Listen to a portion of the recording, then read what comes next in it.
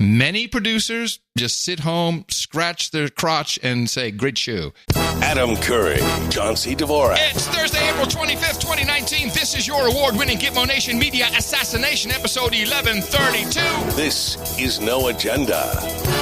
We are the Netflix of news and broadcasting live from the frontier of Austin, Texas, capital of the Drone Star State. In the morning, everybody, I'm Adam Curry. And from northern Silicon Valley, where we're host Zephyr, I'm John C. Dvorak. It's Crackpot and Buzzkill in the morning. We're what? What did you say? Post Zephyr. Oh, yeah, you were really soft there for a moment. You were like, oh, I'm John C. Dvorak. Hi, John. Post Zephyr. Yeah, post Zephyr. Post Zephyr. Sorry, we're a little late for those of you listening on the live stream. Yes, we now have Joe Biden in the race. Yeah, it's about time. Who I call Spike Biden. Spike? Did you spike the ball? Yeah, Spike Biden, because he's telling a lie. Spike, okay. I don't quite get the joke. But... Well, of course you don't, because I'm going to unpack that for you. Joe Biden announced this morning that he's running for the 2020 presidential election. And here's what he's running on. Charlottesville, Virginia is home to the author of one of the great documents in human history. We know it by heart. We hold these truths to be self-evident, that all men are created equal, endowed by their Creator with certain inalienable rights. We've heard it so often, it's almost a cliche, but it's who we are. We haven't always lived up to these ideals. Jefferson himself didn't, but we have never before walked away from them. Charlottesville is also home to a defining moment for this nation in the last few years.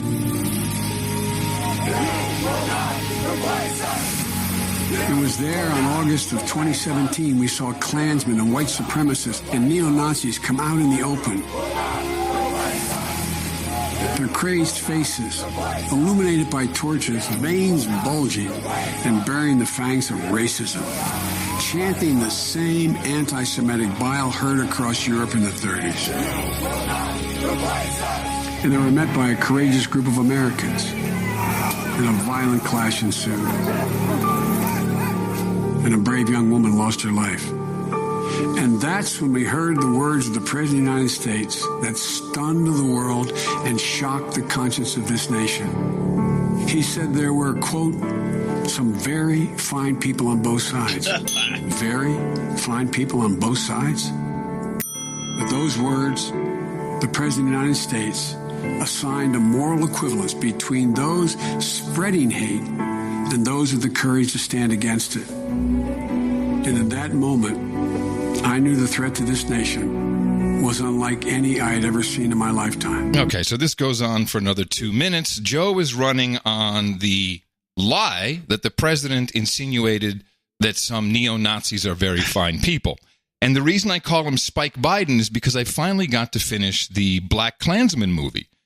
And I told you that I hadn't finished yet. I didn't know it was 18 hours long. But I said, there's all this Trump stuff, all these little quotes like rapists and murderers and things that are coming directly from him that he slipped into the dialogue. And at the end of the movie, I know you haven't seen it, and I have a feeling not many people have seen the whole movie. If it's 18 hours long, there's a good reason. I'll tell you, because I mentioned this on the last episode. No one emailed me or tweeted me and said, oh, wait until you get to the end of the movie. And so this was so incredibly dishonest. So the movie kind of ends, and then there's this, long tunnel-like shot, one of those where the background moves really fast and the two people in the foreground are standing there. And then it goes into this montage. You had a group on one side that was bad, and you had a group on the other side that was also very violent. Nazis go home! Not all of those people were neo-Nazis, believe me. Not all of those people were white supremacists. You also had people that were very fine people. Because I believe that today in Charlottesville, this is a first step. That's David Duke, by the way. So it goes from very fine people were there, and it goes straight to David Duke.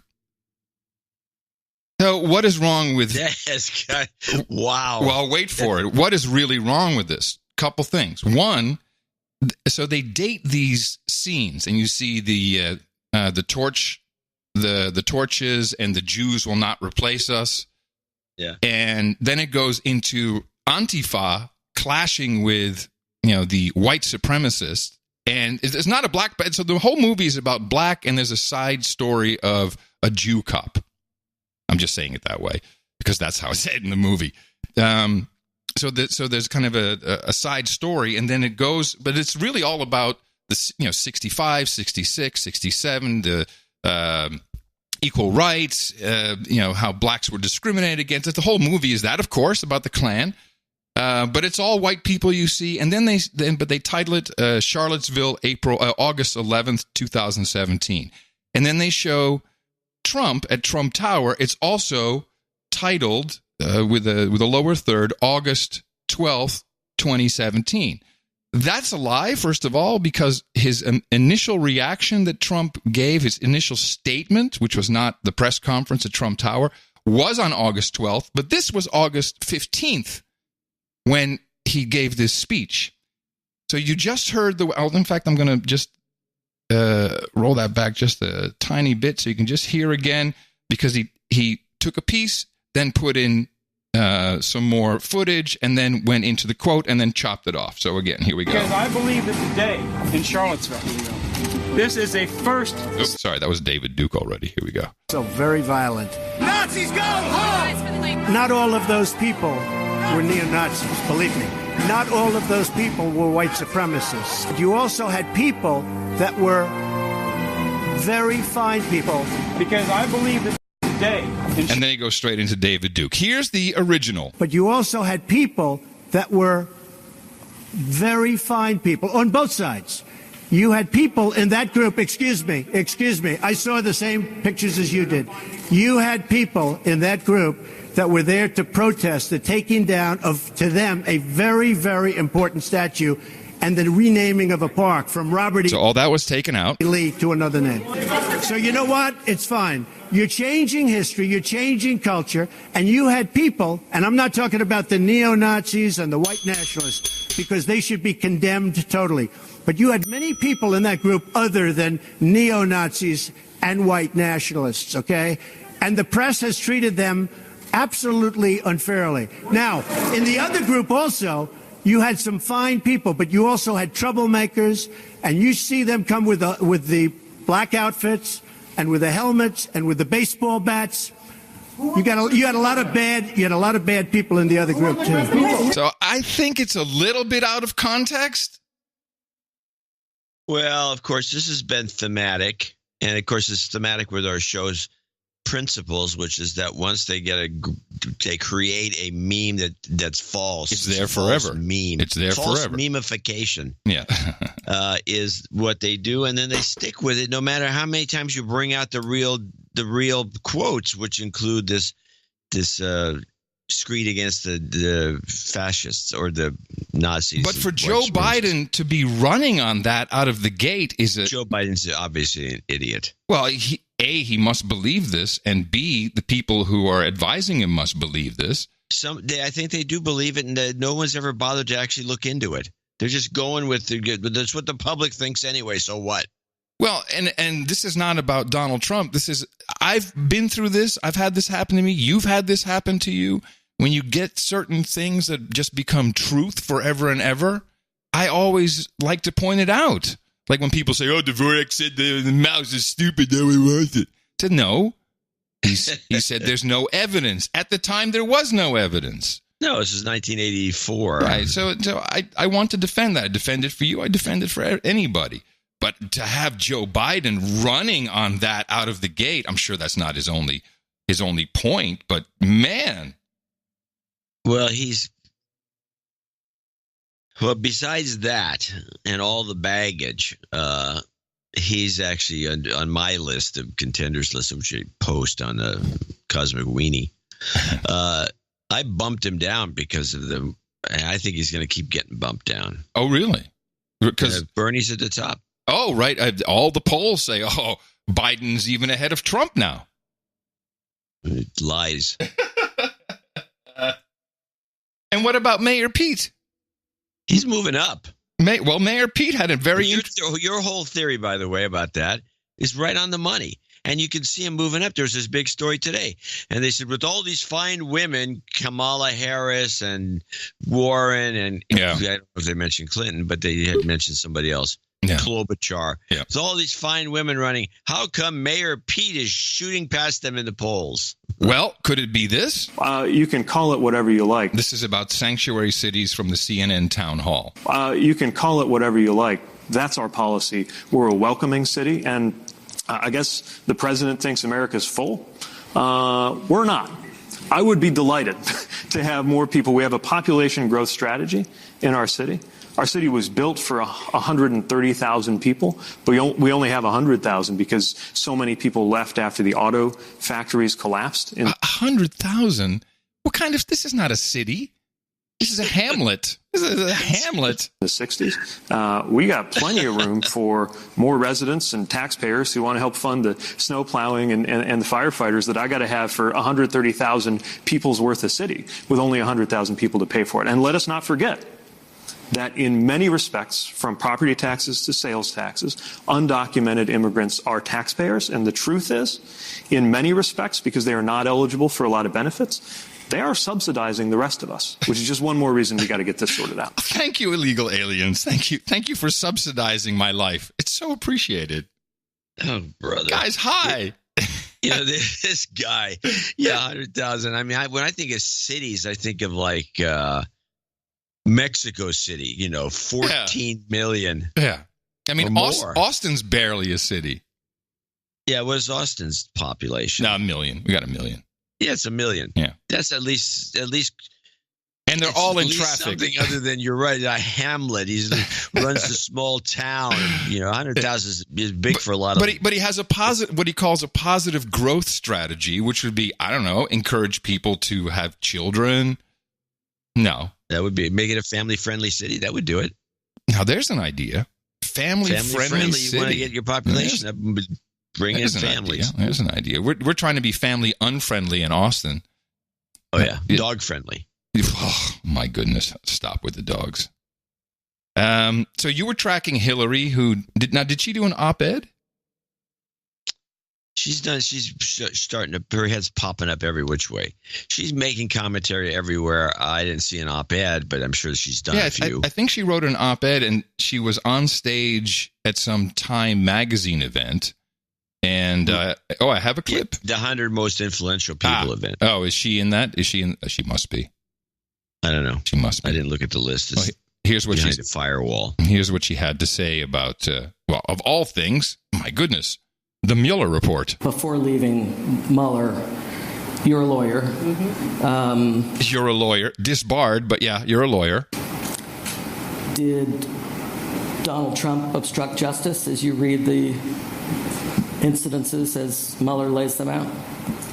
Well, I think there's enough there that any other person who had engaged in those acts would certainly have been indicted. But because of the rule in the Justice Department that you can't indict a sitting president, the whole matter of obstruction was very directly sent to the Congress. I mean, if you read that part of the report, it could not be clearer. I mean, as I read it, basically what I thought it was saying is, look, we think he obstructed justice. Here are 11 examples of why we think he obstructed justice. But we're under the control of the Justice Department, and their rule is you can't indict. But we do have checks and balances in America, and there is this thing called the Congress. I mean, you could not be more explicit than, please, look at this.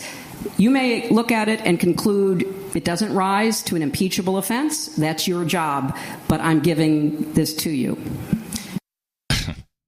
Wow. So she put a bunch of stuff in there that's not in there. Well, quite the opposite is in fact true. As I think it was the Attorney General, or was it Mueller, was asked specifically, no, the Attorney General was asked specifically if there was no indictment on obstruction of justice because you can't indict a sitting president, to which he answered no several times. This came up on with Crystal Ball, which I think is a great radio name. But she's on, what is she on? I think she's on... We bitched about her before. She used to be on MSNBC regular with your buddy Touré. Ah, yes. Well, now she's on Hill TV, and she had Joe DeGenoa on as a guest, and hilarity ensued, we shall say. But it starts off with exactly this point. Barr said he asked Mueller 3 separate times, did you base your decision on the fact that a sitting president cannot be indicted? And Mueller said, I did not. It literally says, here are the considerations that guided our obstruction of justice investigation. Is Mueller a liar? Well, I'm asking if Barr is a liar is really the question here, because it says very clearly here that one of the considerations was the fact that a sitting Mueller then should have said, I would have brought charges because there's evidence, but I can't bring charges. That's exactly what he should have done. So let me just say something right now about what you just said. Don't you dare suggest that Bill Barr is a liar. I've known him for 30 years. He's one of the finest lawyers this country has ever produced. He came back out of retirement to serve this country. There's not one shred of evidence that anything he said either the other day or now or today was a lie. Don't ever say that in front of me about Bill Barr. You have no evidence that he lied, and you know it. But I'm telling you. You said he may have lied. What I'm telling you is that what he said this today in the press conference is inconsistent with what's in the report. That's not a lie. That's okay, fine. It's not fine. You're on national television calling the Attorney General a liar. I didn't say that. You suggested it very strongly. All right, I think we're done here. I think we are. Good. That's the best kind of television, though.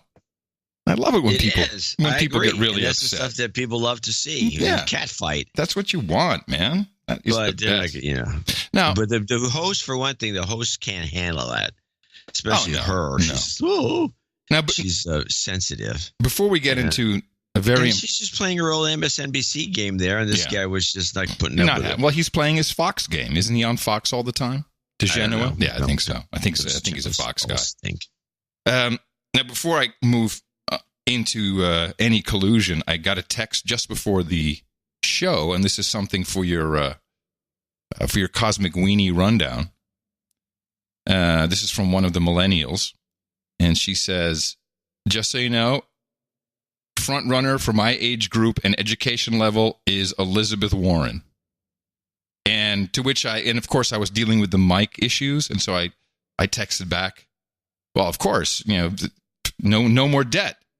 And she got a little offended because, it's just a text. I said, no, I'm agreeing with you. She says, yes, this is exactly what we're all saying. We have tens of thousands of dollars worth of debt. We'll vote for someone to remove that. The question is, can she motivate them to vote? Well, if once they realize that she's full of crap, she is a do-nothing senator. She has never done anything. She talks a big game. And if you're going to be suckered by somebody just talking a big game, they talked a big game, I'm going to vote for her, then it's a problem you've got. But she's not viable as a candidate with that platform. It does get attention, though. Oh, it gets lots of. I understand it. I'd be like, yes, please, get rid of my debt. Absolutely. There's no future, or the future seems somewhat. Even get rid of Rachel, the robocaller. Even though she tried. Rachel, the robocaller. So you tweeted something very important the other day. I did? Yes, you did. I need more followers. It was a deconstruction of the written transcript, or maybe it was the record of the FISA renewal hearing, which took place in, what was that, 2017, I think? I don't remember. The end of 2017. And it was with Admiral Rogers, who runs the NSA. Stuff. And I'm going to try and paraphrase it, but what comes out of this report is the real reason for the Russia collusion meme. And I'm just going to help me out here, because I did pull two clips just to accentuate it. But in general, around 2016, Rogers discovered that there were consultants inside the NSA database, and they were either directly doing so-called about queries, which means you can just take a phone number or an IP address and say, hey, click box 17, tell me who this is. And it will spit that back, and then that was being exported outside of the NSA to, again, and contractors is not all that uncommon. Ed Snowden was a contractor, as an example. And so it came to light that this was taking place, and it turns out it was happening since... Yes? I'll give you a little more backup. Rogers noticed just on his dailies, his briefings, that the numbers of these queries had skyrocketed. Yeah, let's play that clip, and then this is exactly what he's saying. This is Senator Lankford, who, of course, understands this is all showboating.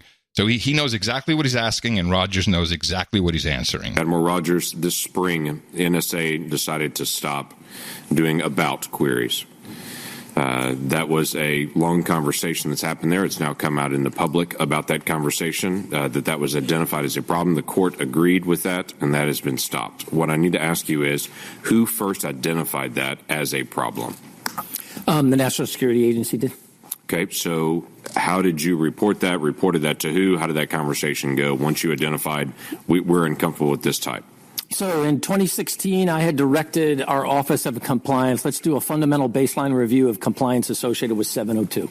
Okay. We completed that effort. My memory is I was briefed on something like October the 20th.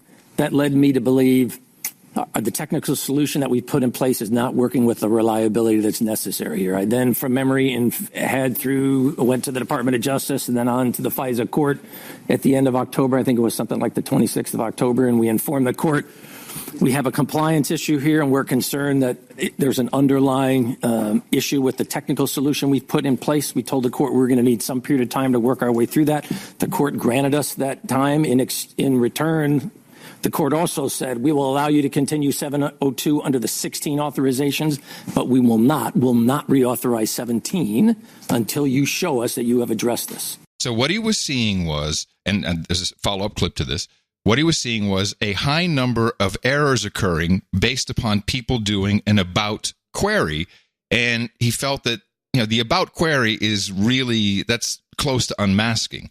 And this database, and according to Section 702, is not allowed to be used to spy on American citizens in the U.S., American citizens abroad.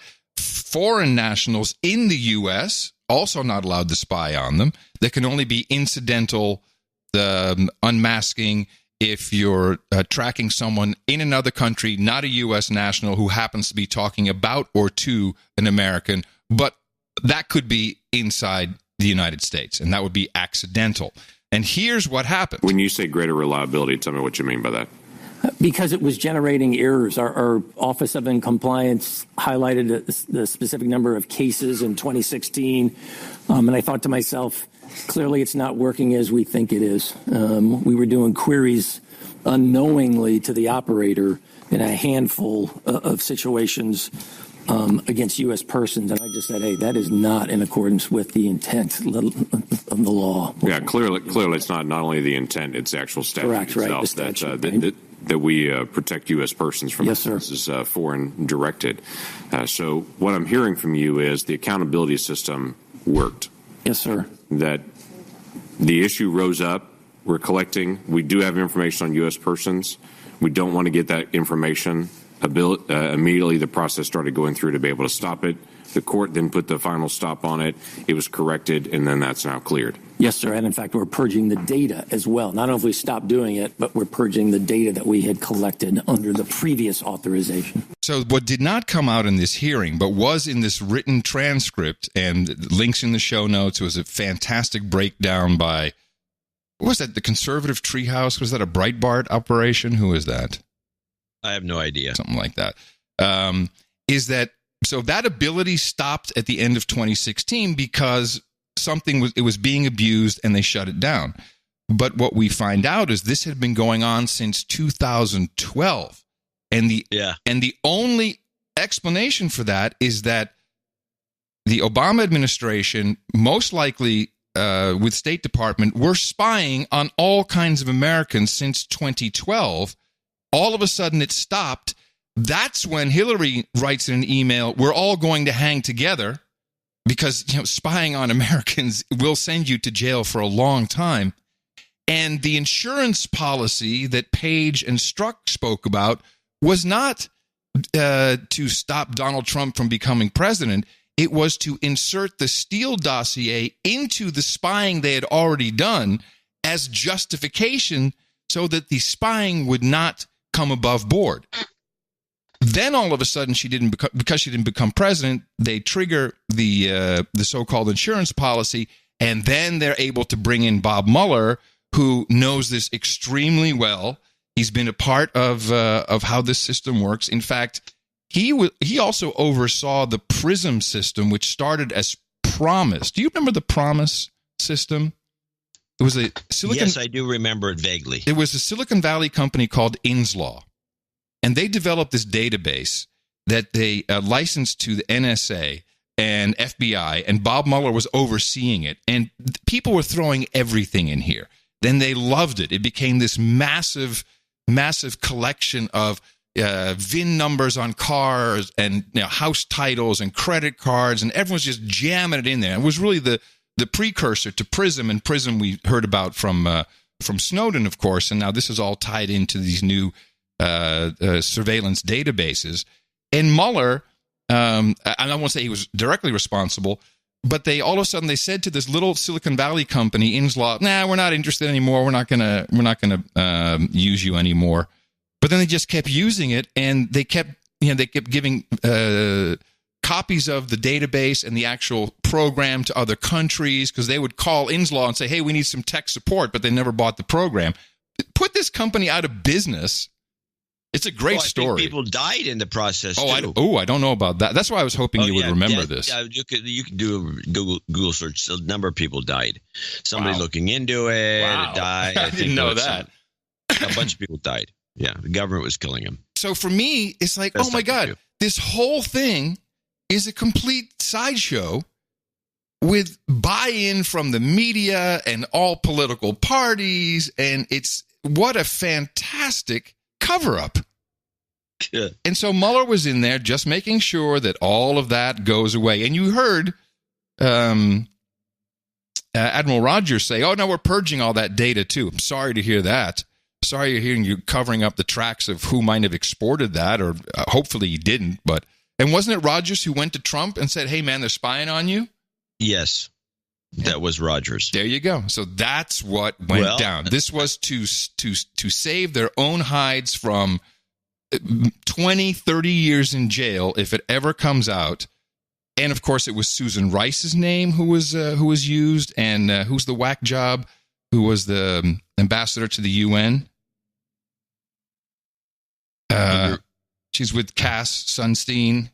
Oh yeah, her. The redhead? Sunstein's wife. Samantha Power. Thank you, Troll Room. Power. Yeah. Well, I have a Bob Woodward clip on this. And this yes, is I had the same one, but this is a good clip, yeah. This clip does bring in another element, which is that we always have to readjust our thinking about Bob Woodward. Came out of military intelligence, and probably still gets a paycheck from somebody because all these books he does is just no one person can do those. So somebody's writing them. I mean, he's writing them. Probably, well, didn't he write on his blog, still available, that CIA is all over the media integrated? Wasn't that his? No, that's the actual spy. Oh, okay. No, neither one of them. I think Woodward's I believe to be the actual spy based on the stories told in Family of Secrets by Russ Baker. He brings up all this information that makes it obvious, but I always have to reset myself because I don't think he was ever in the CIA. I think he's always been part of defense intelligence. Oh, could be. Because he came out of Navy intelligence. Mm-hmm. So it would make sense. Or it could still be in Navy intelligence, which is one of the oldest intelligence services in the country. Goes back to the 1700s. Anyway, but let's listen to what he has to say, and he kind of slams the CIA in this. Yes. More than 2 years ago, back in January of 2017, when the Steele dossier first surfaced, I remember you're saying right here on this show that it is a, quote, garbage document. Do you feel that the Mueller report basically discredited it, and to what degree do you think it played a role in the Russia investigation? Well, that's what's going to be investigated by lots of people, including the Attorney General and including Senator Lindsey Graham. And the Inspector General is also doing it. Yes, and it should be. I mean, what I found out recently, which was really quite surprising, the dossier, which really is got a lot of garbage in it, and Mueller found that to be the case early in building the intelligence community assessment on Russian interference. In an early draft, they actually put the dossier on page 2 in kind of a breakout box. I think it was the CIA pushing this. Real intelligence experts looked at this and said, no, this is not intelligence, this is garbage, and they took it out. But in this process, the idea that they would include something like that in one of the great stellar intelligence assessments, as Mueller also found out, is highly questionable. Needs to be investigated. Now, how would he even know that it, in a draft it was on page 2 unless he was really in the know? He's really in the know. So, as I think we agreed, and the thesis of the show is, this Mueller investigation was a cleanup, a mop-up of this spying for 4 years on perhaps political opponents. There was also insinuation that the IRS scandal, that original IRS database, which was delivered on compact discs to the office of Eric Holder, that was the original political spying. So if this indeed is what it looks like, a cleanup operation, I don't think Mueller was able to make it clean that no one gets busted. I think there needs to be a fall guy. Or a couple. Well, I'm thinking Strzok and Page. You know, Strzok and Page are targets, but they're a little too convenient, it seems to me. Well, but you could probably put a case around Strzok and Page and make it look like there's just a couple of rogue FBI folk. Well, they're the ones talking about the insurance policy in text messages, so that's kind of smoking gun. Yeah. Once we understand what that means. Well, he's never fully explained it. No, but maybe that's what Mueller put in place. I don't know. We'll find out. This is rolling out kind of nice and smoothly. But it's mind-boggling to me, because we already thought this, but then when I read that whole FISA transcript, I'm like, oh, man, everything has been a sideshow. The whole kit and caboodle. And now I can't watch any of these discussions. It's just dumb. It's completely dumb. There's nothing to do with what happened. And other people must have figured this out. It can't be just us here in our little no agenda hole. Oh, I'm sure a lot of people. I mean, when you see even Woodward when he's talking on that Chris Wallace's show, I think he's covering his own ass for shit he said. Kind of. At the same time, he probably knows a lot more than he's ever going to talk about on TV. Yeah. Yeah. All right, then we've solved that. We've solved the collusion. I have, here's a good one. Yeah. So lighten things up. So Zuckerberg has a podcast now. Yeah, which I was excited at first, and then it turns out it's just going to be some. You probably didn't want to listen to the whole thing. No, of course not. And so I did cut a few things out, but for the most part, I think I've got the essence of his podcasting skills. Hold on, stop. Whenever you say you cut a few things out, I'm thinking there's a John C. Dvorak montage of epic proportion coming down the pipe. Well, let's find out. Hey, everyone. Today, I've traveled to Berlin, that publishes, and you've really dedicated your career to and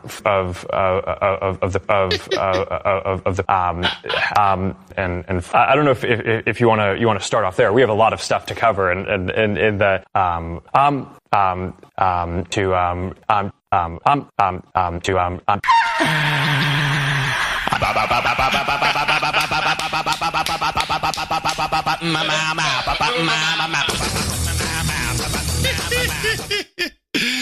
Let me guess. You have quite a beard growth this morning. Seeing as you used all your razor blades. No. Good one. That's pretty much the podcast. There's a lot of podcast news today. Before you go into the podcast news, I want to say, did you listen to DH Unplugged? No. Horowitz apparently found some research that indicates there are 500,000 podcasts. Oh, I'm sure. It's just like sure. It's just like blogs. Now, the best. There's two things happening. And the best is this Netflix of podcasting, which I've now heard Spotify is going to be the Netflix of Amazon, Audible was going to be the Netflix of podcasting. And now we have this new app, Luminary, the Netflix of podcasting, where you become they have exclusive podcasts that you can't get anywhere except inside their app. Yeah, great. But no one's going to listen to those podcasts. Well, yeah, I mean, the thing is, didn't we go through all of this once before? Haven't we been around this horn? So first about being the Netflix of anything. It's like being the Uber of anything. Yeah, someone said correctly, well, Reed Hastings is worth the $3.7 billion. Yeah. They burn $10 million a month at Netflix. They're not in a money-making operation, nor is Uber. They are not money-making companies. Uber's really losing this butt. Yeah, so they lose. Netflix had to pay $100 million just to keep Friends on their system. You know, and when you are the conduit between the content and the consumer, it is a horrible business to be in. Trust me, I know it's true. Because the minute you have success with something, the price goes up. That's just how it works. So Friends hasn't been on for what, 20 years now? When did Friends go off the $100 million in licensing fee? Yeah. But, so here's the problem. Another mistake that is an obvious one, and we've seen it happen before with this Luminary. So of course they want to make free podcasts like the No Agenda Show available to people in their super secret app. And so, so they're paying certain, I think, they have some famous people doing podcasts. That doesn't matter. Good on them. So, someone's making some good money doing a show for this Luminary outfit.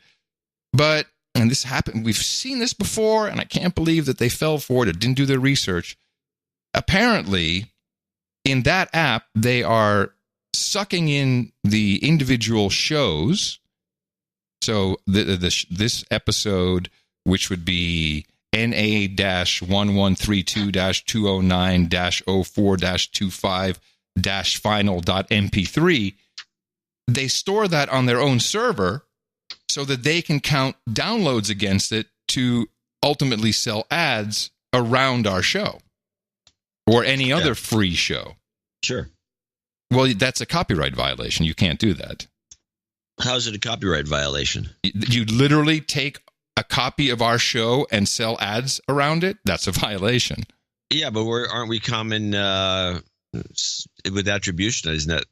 I think it's doable. Yeah, so what if in the middle of the show, all of a sudden there's a stop and then an ad comes on? You're okay with that? There isn't it. That can't be done. But they can do it right before the show starts? I would think so, yeah. We understand that a lot of other podcasters who do not employ the value for value model are A, angry because they won't get a piece of that. B, they can't track it. They can't track how many people used Luminary to play the show. Yeah, it's impossible. Yeah. So this is a backlash of epic and yet in completely predictable proportions for this of course. $100 million startup. What a bunch of idiots. Well, there depends on what you call idiot. They are possibly just working on the investment dime. In other words, you give yourself you can't overdo it, but you can live for a couple of years on a couple $100 million investment into your company. You have to pay a lot of people to keep the spinning plates in the air. Yeah, but it's something to do. The thing is, we've been through this. I mean, even Pod Show had a version of this. This is on the investors. The investors, the dumb money that puts money into these things. Never. What's the last time, for example? There are major companies that put money into these podcasting schemes. Gimlet and all the rest of them are highly financed. Yeah. Has any of the VCs, the venture capital guys, the guys who really have to do due diligence because it's usually somebody else's money they're using, did they ever call Adam Curry, the guy who invented the whole thing and actually ran a network called Pod Show? Does anybody ever call you just routinely to talk to you so they don't make a stupid mistake when they throw the money down the drain? No. Never. No. Never. That makes no sense whatsoever. Yeah. It's so now because of this, there's calls for unionization.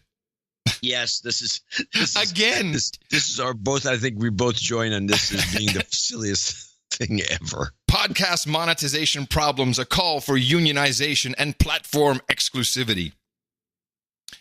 This, too, has been discussed 15 years ago. We've been through all of it. You can probably just Bing it, and you will find the answers to these problems, which are, you can't do it. It's not going to happen. It's not how it works. Most people do not deserve to make money with their podcast because it doesn't attract enough interested people, or it's just shit. It's like blogs. I remember the blog was the same thing. Well, I'm writing now. I should get paid for my writing. We went through this just over and over again. Well, this reminds me of the British Podcast Awards. Oh, yes. This is sponsored by BBC. BritishPodcastAwards.com/vote. You can go there. Now, they do have their categories, but you can't vote on those. But there's a thing at the top that says vote, and it's called the People's Choice Awards. Yep. If you type in the search engine "no agenda," you will see a whole list of no agenda connections. Yeah, with a phony baloney show as the first one, which pisses me off. The first one on my list was the No Agenda podcast. The first one was the No Agenda podcast with the Rolling Stones tongue. Is that what you voted for? I didn't vote. You didn't vote for your own show? Well, what kind of Academy member are you? I'm going to vote. It's the second one. I was on a phone browser and I couldn't see anything to vote on. But so the first one's a fake? Yeah. There's 5 or 6 in there, and it just says no agenda. It doesn't say the official no agenda. Well, this is a scam then. Yes. Let me look it up. We'll never get our Peabody this way. It works me. There were podcasts that won Peabody Awards, by the way. Yeah, but they're all repurposed broadcast shows. Yeah, it's all NPR stuff. Yeah. Yeah, there was not one real podcast. Yeah. Well, I'm disappointed if what you said is true. Yeah. Happy Anzac Day, New Zealand and Australia. As we've done this before. 25th of April, 1915. New Zealand and Australia remember the landings at Gallipoli, I think it is. Gallipoli? Gallipoli, the first major international war action neither of their armies was involved in. So they what? Yeah, well, it's like a I don't remember this bit. It's like a Veterans Day. Huh. Gallipoli. Well, I just wanted to say Happy Anzac Day. I remember the last time we talked about it, we couldn't figure out what Anzac meant. And of course, the NZ is for New Zealand, and we have Australia. Well, this is also the little period where the Spanish-American War started in 1898. Yes, you wrote quite extensively about that in the newsletter. Well, not too extensively, but extensively enough that it killed the no one donated component. Well usual. Done. Hey, nice. Hey, I want some content in the newsletter. Okay, stop begging for money. Content. Okay, here's some content. Yeah. We Yes, exactly. I feel obliged to put content in the newsletter once in a while, and it's just it always comes out the same. Yes, it doesn't work. It's not a good idea. Doesn't work. People talk a big game again. Elizabeth Warren. Everybody talks a big game about wanting content, but when you give it to them, they don't. You get right down to it. Nah, not really. No. But that was quite the phony baloney war, and one of our early false flags. Yes. It blew up the Maine. I like the picture. The photo with the little sailors flying in the air? Blasted into the sky. The worst. There was let me see. What do I want to do? I have a couple. I found a lot of hoax and fake things. Actually, if we can just switch to Green New Deal for a second. I think we can do that. Which I'm sure you're happy to do. PBS had a guy on, Adam Higginbotham, and he's written a book about Chernobyl. I would say the most used example of reasons not to employ or deploy nuclear energy, because, hey, tens of thousands of people died, people all over Europe got cancer. It was horrible. Or was it? I'm pretty sure. What have we said consistently on this show for the past 11 years about Chernobyl? I don't know. That it was bullshit. That there was not, that tens of thousands of people didn't die. And that the thing did melt down. It wasn't bullshit. No, it melted down, sure, but it's not like the area is dead. It's greener than it's ever been. They've capped that thing off. It was a military nuclear facility, so it was more severe than anything. But it's pretty much aside from Fukushima, and most people from Fukushima died from the tsunami. This has always been heralded as all these people died. So this guy's written a book, and it's really about technology and how we shouldn't trust technology. But some interesting details came out. This is PBS. This is almost 33 years ago, and here you are putting out a book now. What's untold about it? Well, I would say that the principal aspect of what's untold about it is that this version of the story is true. What did we get wrong? Well, because the Soviet government did such an excellent job of attempting to cover up the truth at the beginning.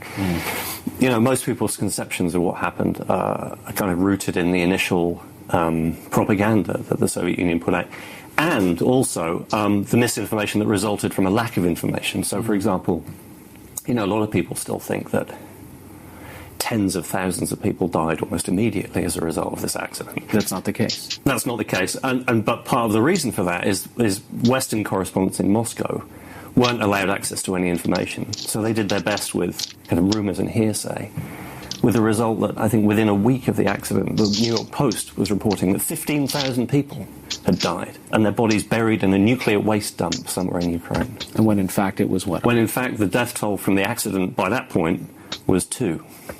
2. One man died in the initial explosion. A second man died by dawn that day as a result of burns he sustained in the explosion. And then how do we calculate the ones who sort of got horrible cancers? I mean, the official figures are that within 5 months, another 29 people had died as a result of radiation exposure they received in those few hours after the first explosion. But then when you start to try... 2. Not 15,000, 2. And then another 29 from direct exposure to the open cores at the time. And that's just kind of glossed over. Oh. Tens of thousands. Yeah.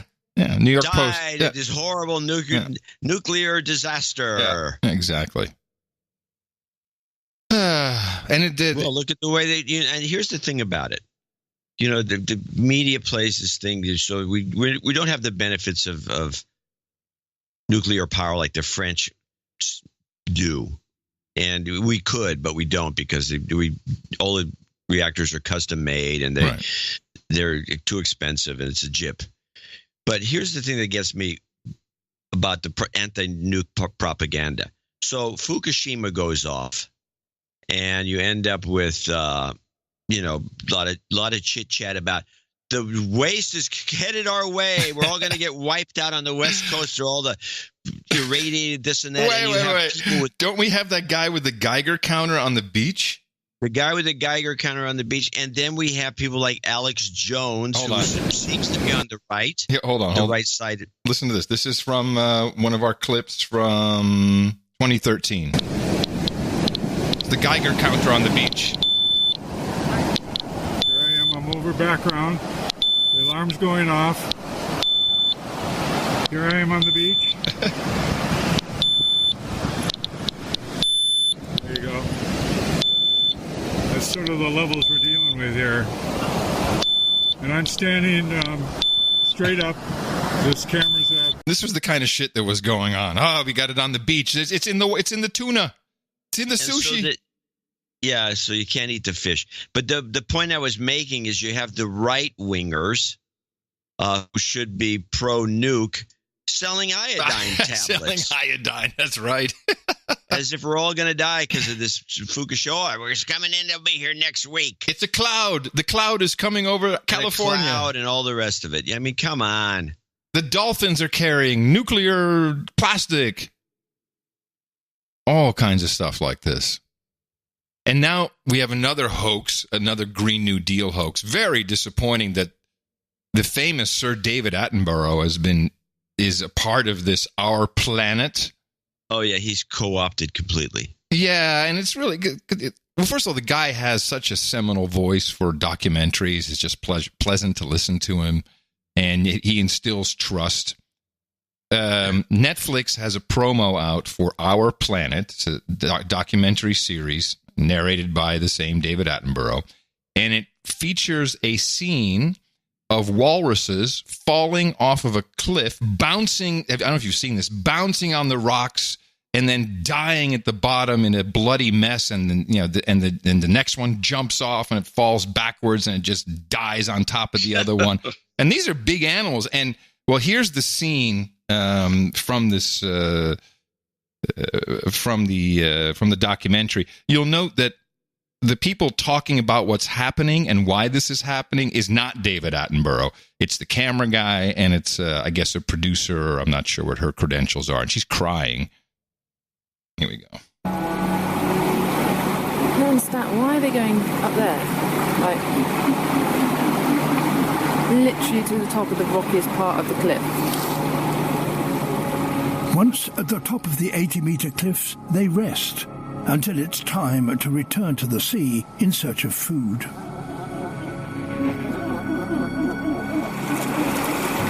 That's the last little section, isn't it? The really steep bit, and they all just... It's really steep, that bit. One's going to go. There's one right on the edge. And now it's falling off in slow motion, bashing its head against the rocks, blood spurting out, falling down. There's probably 200 or 300 dead walrus on like a half-mile stretch of beach here. They're exhausted because they're having to swim 100 miles now to get to food, and then coming back here because it's the only place to sleep. They used to sleep on the ice, dive down, eat the food, sleep on the ice, easy. And now they're swimming 100 miles, coming to this place, climbing cliffs, and they're just exhausted and falling down and either being killed falling or just crushing each other because there's several thousand crammed onto little tiny bits of beaches. This is the sad reality of climate change. They'd be on the ice right now if they could be, but there's no option but to come to land. And they're just a danger to themselves. Really hard to watch and witness this. It's just so heartbreaking. Oh, it's so horrible. This is the worst thing that climate change has done to anything or anyone. You see, after the polar bears didn't die off because of climate change, in fact, their population increased substantially. Now the walrus is the new polar bear. And they're using sounds like it. And they're using this to say because there's not enough ice, they are driven onto land, and there's too many of them, and then they fall off the rocks to their death. Unfortunately, nothing could be further from the truth. This is called a land haul, and And walruses do this periodically. They did it in the 1980s. When the population outstrips the food supply, they do this land haul maneuver, and they kill themselves in order to ensure there's enough food for the younger generation. And in fact, the walrus population is doing quite well. It's up from 100,000 to 300,000. But yet, because of global warming, they're throwing themselves off of the cliff. A total lie. Yeah. Shameful. But hey, you could be the Netflix of podcasting. Next, I have the clip of these climate change. Now, I want you to just pay careful attention here. Climate change, big numbers off Democracy Now! In climate news, an alarming new report published in the journal Nature Communications finds without immediate action to curb greenhouse gas emissions, melting Arctic permafrost could add as much as $70 trillion to the overall economic impact of climate change. Wow. 70 trillion. Nice. From melting ice. And whose numbers were those? She never said. I couldn't find them, but I'm sure somebody came up with them. $70 trillion, that's a lot of money. But the $70 trillion, I think, what's our GNP is like? I don't know. 1 or 2 trillion. I mean, it's like the whole world has to shut down to pay for this stuff. It's bull crap. It's just bull crap. Yeah. 70 trillion. There was an now I gotta look up the GNP, see what it is. There was an interesting research study published by the University of Chicago about the renewable portfolio standards. Something I had not heard of before. Okay, I'm sorry. Our GNP is 19.6 trillion. So this would be the entire production of the United States for more than 3 years, 3.5 years, to fix the problem of the melting ice. Anyway. Oh, okay. Sorry. Well, unless something else horrible is made up to go along with that. Yeah. Okay. Shut it down.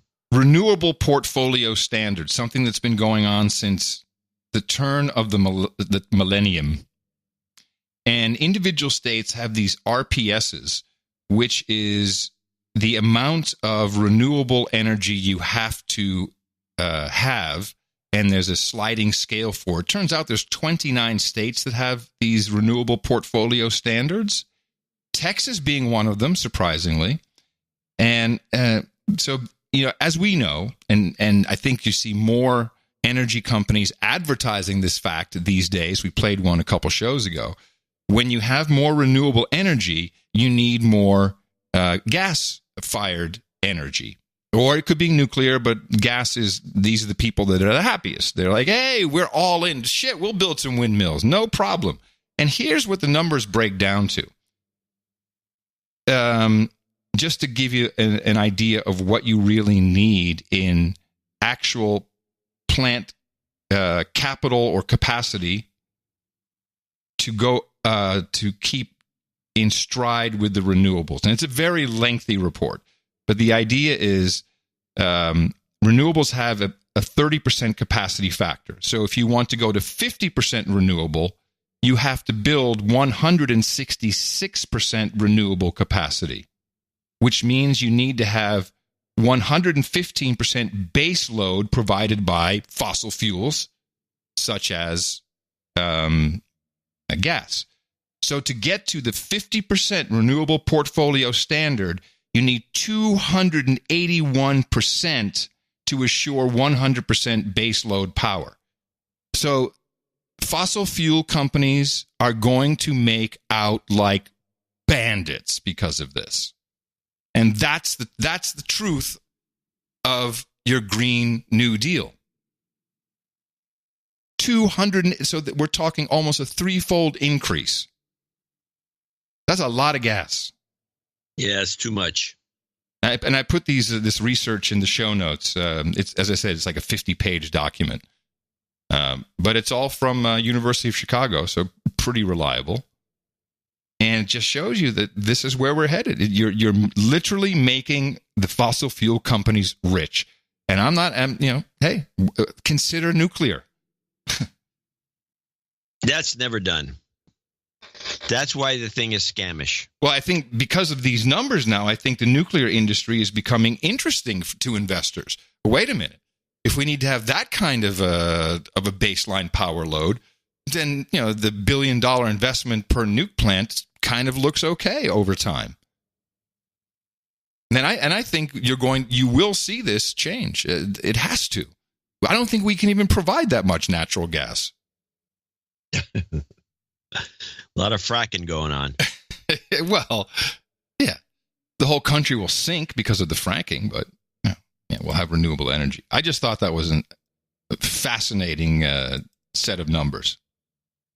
It's scary. Well, let's go to Sri Lanka then and catch up with this. Okay. Do you have any reports? I got some thoughts on it. I got one from ITN, and then I have an ISO, which is part 2, 4-second clip of part 2 of this, which is standalone ISO. It just so happens to be the part 2. But report from Sri Lanka, this is independent television news. The police trying to usher people away from the first of a series of controlled explosions they conducted across the capital today. A nervous public watching on as they dealt with another suspicious vehicle. Security is at its highest level here, even at the morgue, where relatives are still arriving to identify the dead. With the country's churches still in lockdown, details have started to emerge about those responsible for the Easter Sunday attacks. This house in a quiet residential area of Colombo was where the family of 2 brothers responsible for the hotel bombings lived. When police raided the property on Sunday, the wife of one of the men triggered a suicide vest. Senaka lives on the same street. The woman killed herself, her 2 children, and 3 policemen. Neighbour Mohammed knew the bomber's father and can't believe his family were responsible. Almost everybody knows from this lane, he's a famous guy and he's a rich guy and he's a good guy too. He never thought this will happen from his house. It's a really big shock for everyone.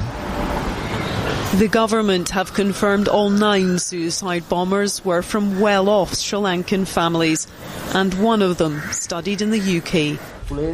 A worker at a copper factory owned by the Cinnamon Grand bomber told us they were shocked when the bomb squad turned up.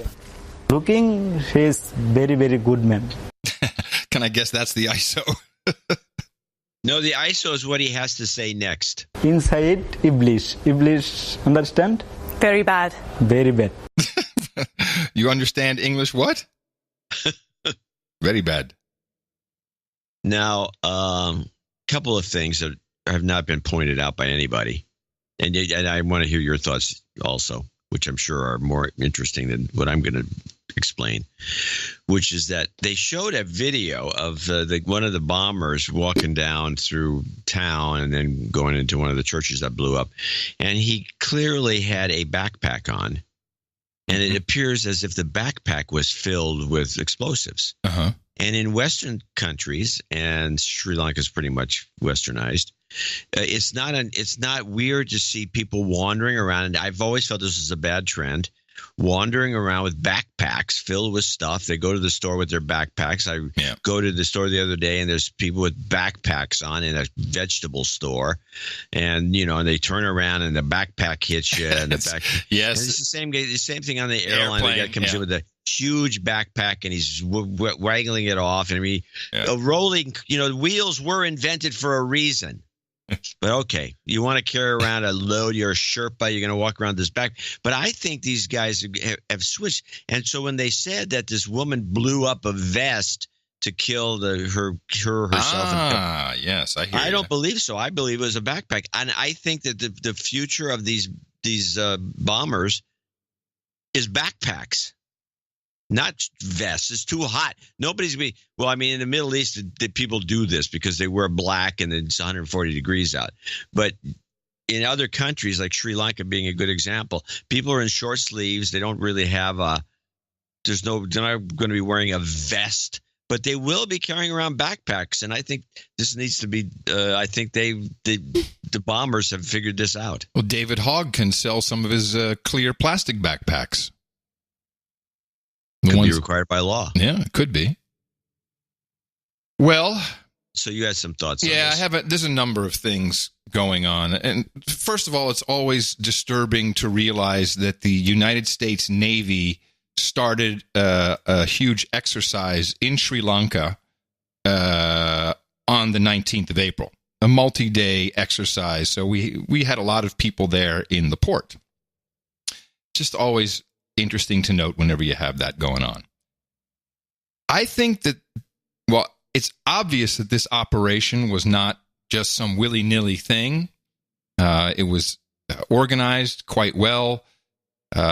We immediately had a boogeyman who we never heard of before, National Tawhid Jamaat. Immediately, right away, just like 9/11, we had, here's a passport. It's got to be these guys. And please recall that we had two clips from Fox News when the Notre Dame was burning, people saying, hey, wait a minute, there's something going on with churches and people, and they shut them down. Shut up, you can't talk about it. Not a typical Fox News move, who love conspiracy, certainly if it's anti-Islamic. I think that this interrupted the operation, and the last thing the people running the Sri Lanka operation wanted was people calling out or more hate being generated against Islamists in Europe versus where this took place. Two clips here just to give you some thoughts as a quote, former FBI agent on Fox News. I think it's with Shep Smith, actually. And this is the intelligence community's line, and I know that because I got an email from Pachenik, and fully recognizing he's my handler to a degree. Yeah. His email said, you should do a show about how Christians have been persecuted all around, the world. I've been tracking this forever. He's never told me to do a show about anything. He's never even listened to the show, as far as I know. Seriously, he keeps saying, how's your radio show? Okay, fine. It's great. It's a great radio show. So that to me said something. You want to be pushing the anti-Christian meme? I'm not so sure. Let's listen to the FBI guy first, who's read in on the topic. And retired FBI Special Agent Bobby Chacon. Bobby, thank you for being here this morning. Tough news, but not... It's not Shep, obviously. For someone like you, this is not something new. We've seen Muslim radical terrorist groups attacking Christians around the globe. What does this attack tell you? Well, it's an outreach, right? So we've had relative stability in Sri Lanka for at least the 10 years since their civil war ended.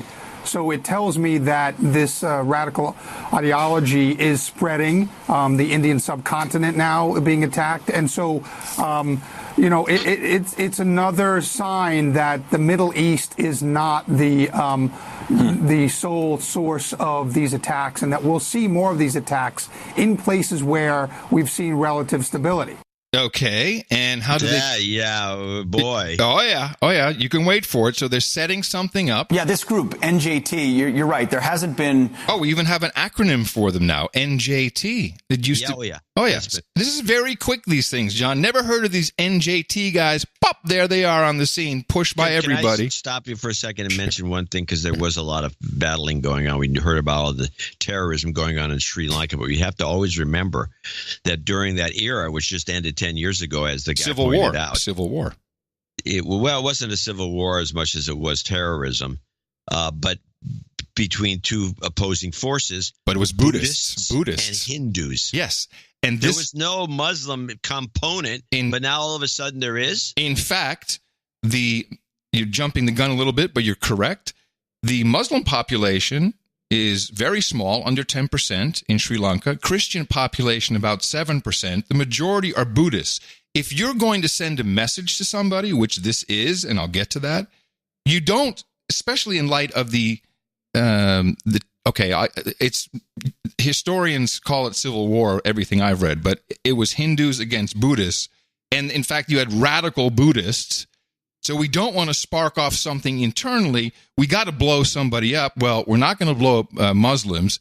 Let's blow up some Christians. And, by the way, there were hotels, not necessarily. There were 3 hotels, 3 churches, so not necessarily all places of worship. But you want to avoid the Hindus or the Buddhists because that could set off some other stuff when you're just doing this to send a very clear message. Yeah, this group, NJT, you're right. There hasn't been radical Islamic terrorism in Sri Lanka, but their aim is to spread the global Islamist movement to that country. So suicide bombings, those are the types of things we saw from al-Qaeda and ISIS. I mean, is this part of that same strand still alive? Sure, and make no mistake, while they're identifying this local group as the one that carried it out, the planning and the support that was needed to carry out an attack like this has undoubtedly been supported by significant assistance from outside of Sri Lanka. I would not be surprised if the investigation determines that there was significant assistance coming from groups outside that country to support an operation like this. It was very coordinated, very planned. This small local group inside Sri Lanka, while it could have carried out an attack like this, I doubt that they did so without material support from outside that country. So we have to look at ISIS, we have to look at al-Qaeda, we have to look at some of the other international groups that are able to send that kind of support, both financial, training, bomb making equipment, bomb makers, and those kind of things. I would imagine they're going to find a lot of that support came from outside Sri Lanka. He makes it clear. Outside. Okay, yeah, outside. Couldn't have said it many more times before it became obvious. Remember that both Hillary Clinton and Barack Obama tweeted about Easter worshipers? All people who I believe, and I know this sounds crackpotty, but I believe they all knew something was coming. They didn't know exactly what it was, but they knew something was coming. It was a big message to Sri Lanka. Sri Lanka has had an ongoing dispute with India. India does not want them in bed with China as part of One Belt, One Road. What has China just done? They have poured hundreds of billions of dollars into the port, the very port where the U.S. Navy was during this attack, doing an exercise. I believe, and you look at the political things have gone on with an appointment of an interior minister who was then kicked out because India didn't want it because that guy was friendly to China. This was India, with help from, I think, us, sending a message saying, screw you, you have to get China out of there. We can't. It's very important. Again, it's in the shipping lane. Look on the map where Sri Lanka is. Yeah, it's part of the choke points. The Chinese they've militarized parts of this port, part of this base. So we're there to make sure they don't go crazy and do something while this operation takes place. It can't be Buddhists or Hindi. It has to be, well, we're not going to do Muslims, so might as well do the Christians in a couple of hotels. And I think people fucking knew about it. That's why they were trying to keep it calm. We don't want this huge thing. We only want it focused on this one little group in Sri Lanka. This group, by the way, which trained apparently in the same area where the Tamil Tigers trained. And I'm pretty sure we all know who trained the Tamil Tigers because that was the U.S. Same as ISIS. This is really unbelievable. Are you done? Yeah, I'm done. I think we had a lot to do with it. I wouldn't be surprised. I have no evidence of that, but it wouldn't surprise me.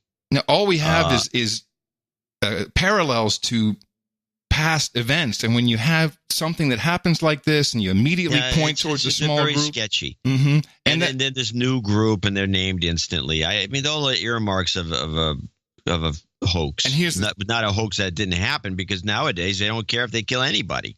So I replied to Pechenik's email, and I said, "Yeah, that's persecution happens, but I can't." And I laid it out. I can't get past the fact of this Chinese deal. The Indians very vocal. No, not just us.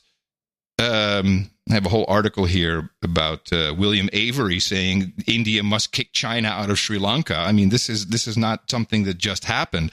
And I laid out this idea to him. He never replied to it. I sent him another email. He replies to that almost 3 minutes later. So, I think in his older age, he's not getting too good at the handling, because the idea is, keep everyone focused on Christians.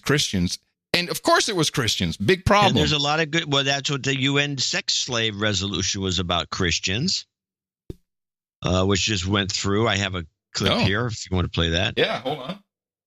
I didn't know anything about this. The United Nations Security Council passed a resolution Tuesday aimed at ending rape as a weapon of war after the U.S. used a veto threat to strip the measure of any mention of sexual and reproductive health. The Trump administration's successful move to water down the measure over its opposition to abortion was blasted by France's UN ambassador, who said, quote, "It's intolerable and incomprehensible that the Security Council is incapable of acknowledging that women and girls who suffered from sexual violence and conflict and who obviously didn't choose to become pregnant should have the right to terminate their pregnancy," unquote.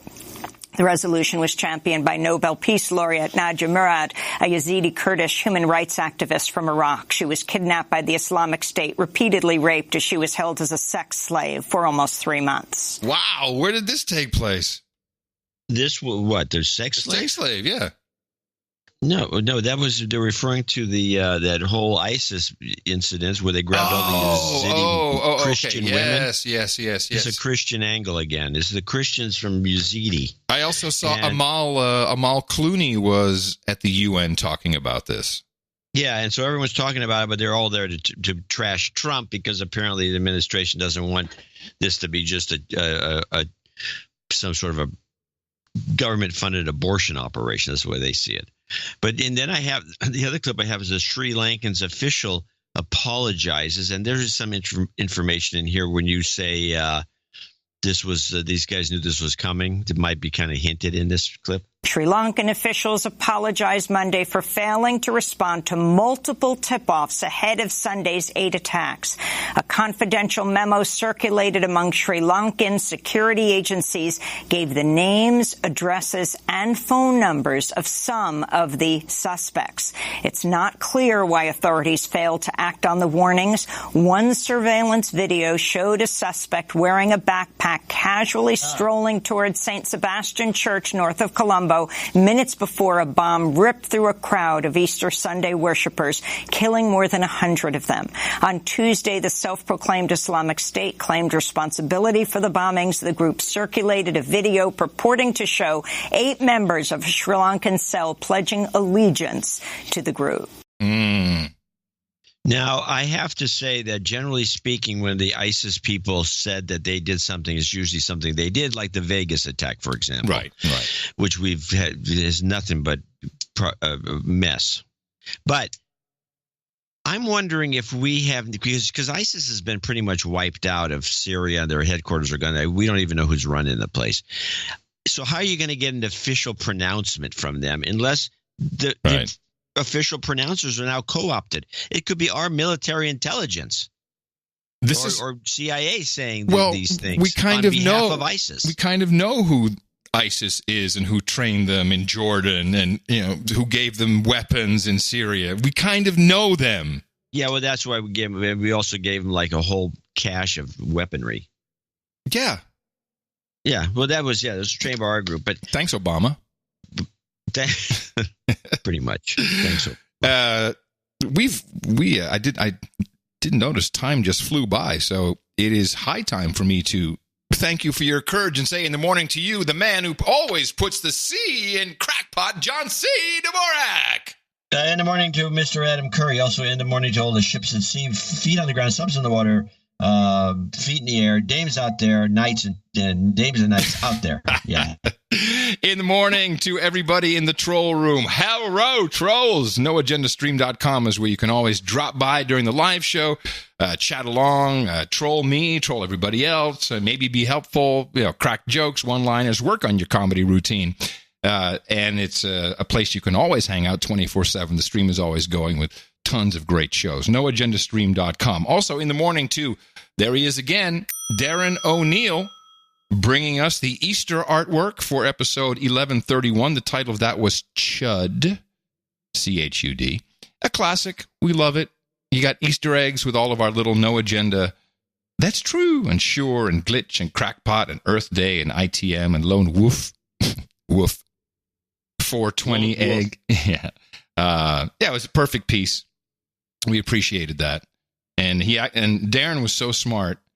He gave us two versions. One had chud on an egg, and he did one without chud, thinking that we might pick that as the title. And how smart he is. NoAgendaArtGenerator.com. Thank you, Darren. That's it's such a great contribution to the show. It also, now, when you're voting for the No Agenda podcast over that BBC Podcast Awards, it helps because you'll see the most recent artwork. But you won't be able to figure out which one to vote for. They have too many icons crop up. Well, for people who listen to the show, they'll recognize our current artwork. That did show up for me. Our current artwork, the eggs. So that's the one you want to hit, or the one for this show, whatever it is. Well, we got screwed. Of course we get screwed. All right. Well, let's thank a few people who. Now, who was the? Now the show that we're talking about that had the. What was the artwork that Darren did? I'm not understanding your question. On Chud? Yeah. Oh, he did the same piece of art, only he put chud on one of the eggs, and then he did a version without chud. That wasn't him. That was Uncle Cave Bear. Are you sure? Am I giving the wrong person credit here? Yeah, it's Uncle Cave Bear. He came. Darren O'Neill's piece was not. It was just a no agenda on the egg. Oh, then I gave the wrong person credit. Oh, I'm sorry, Uncle Cave Bear. Well, good catch, John. Huh. Okay, I'll fix that. Yeah. Well, after that whole, I'm glad there's two of us. This is good news. News bomb. News bomb. Akbar. Yes, Archduke, or he's actually Grand Duke, I believe. Maybe not. In Virginia Beach, Nussbaum. He says, lifelong friend, shipmate, shipmate, and brother from the Armed Forces MC passed last night. Oh. All is not well. KNK and J. Oh, sorry to hear that. He lost a friend. Anyway, came in with $333.33, and we'll give him a moment of silence. Kendra Hartzell in Riverside, California, came in with the same amount, and she actually wrote in an email, which I didn't catch to begin with, but I caught it now. Dear John and Adam, just want to say thank you for the media deconstruction. Your show provides so much value. Thanks to my favorite son. He knows who he is, for introducing me to the best podcast in the universe. Nice. NJNK. All right. Thank you very much, Kendra. Sweet, straight up note. Easy. Those are our two executive producers. We go down to John Kresick, $222.22. We don't have a lot of people today. For show 1132 should be Thursday. Please accept this donation from two proud parents on behalf of our son, Andrew Kresick. He also is celebrating his 18th birthday this week. Andrew is graduating from high school. Yes. He already understands the formula and is mentally prepped for college. The show is a great product. Can you play Two to the Head, Goat Scream, and Can You See That Juice? So I wonder what school he's going to. If he's going to be a no-agenda prepped college university student, that should be interesting. Yeah. And he needs to tell us how everything is going. Yes, and you're on the list. Fantastic. Oh, my gosh. Can you see that juice? You've got karma. We have James Martin at $200. He says, I was one of the attendees at the Portland meetup on Saturday. Had a great time meeting everyone. Hope to see you all in the future. Also, I used to listen to the show sped up with the silences taken out. That's a double whammy. But now I like it, the more natural sound of the original audio, as it gives me some mental breaks, especially when at work, which is where I listen most of the time. And finally, meetup.com does suck. NJNK. Yes. That's why we do what you do in technology. If you don't like what's out there, make one of your own. I will say, how hard is it to code this stuff? I was looking for a particular segment on an old show, and I went to noagendaplayer.com, which is completely new. Have you seen this thing recently? No, I have not. Noagendaplayer.com it's beautiful, and the producer who's done this, because we don't maintain or build any of these sites. I don't think we don't even have the domain name. Noagendaplayer.com. He could sell this. He could open this up to any podcast. It's so fantastic. And now you have the ability to annotate. So you can come in and you can say, like SoundCloud. You say, here, I want to put a little note here. Here's where this topic of discussion started. And it was so helpful. It's just fantastic. Just a little plug. It's a good plug. Well, this is what the Value for Value Network is. Yeah, I don't mind you plugging the thing. It sounds terrific. Yeah, we have thousands of producers, and we have no advertising, and yet here we are. And we haven't unionized yet, although I'm thinking about it. Well, I'm going to bust your union. I'm your scab. You're going to scab me out. I'm going to scab you out and do the Adam Agenda podcast. Adam Agenda. John Agenda. Yeah. Dame G Money. $. G Money. Dame G Money. G Money. Mm-hmm. $200. Hey, guys. What's the episode where you all tell us about how the show production works? 200 point something. Whatever the highest number, 200.8, I think, or 200.6. And how producers can contribute with ISOs. I don't know if we ever did a show about that. And such. Also, my friend Whitesell is a douchebag. Oh, hold on. Douchebag. Call her out. We just did. Whitesell, you love the show. Give some of that value for value love. Donating feels good. Love you. Mean it. Dame G Money. Well, okay. Since we have no more executive or associate executive producers, I'll take a moment to explain. Once again, this is the value for value model. We don't have an audience of listeners. We have a network of producers. Many producers just sit home, scratch their crotch, and say, great show. Sometimes they go out and they help propagate the formula called hitting people in the mouth. Other people use their talents or their knowledge. So particular stories you can send in. Just AdamMcCurry.com. I can say john@dvorak.org. Does that work? Yeah, it tends to. Yeah. Or squeakychair@dvorak.org. No, I don't have that set up. Although the chair does want its own email address. And you can, we have many different places where you can contribute, just annotating the show on noagendaplayer.com or going to, and there's also, I found the No Agenda, like one big PDF file.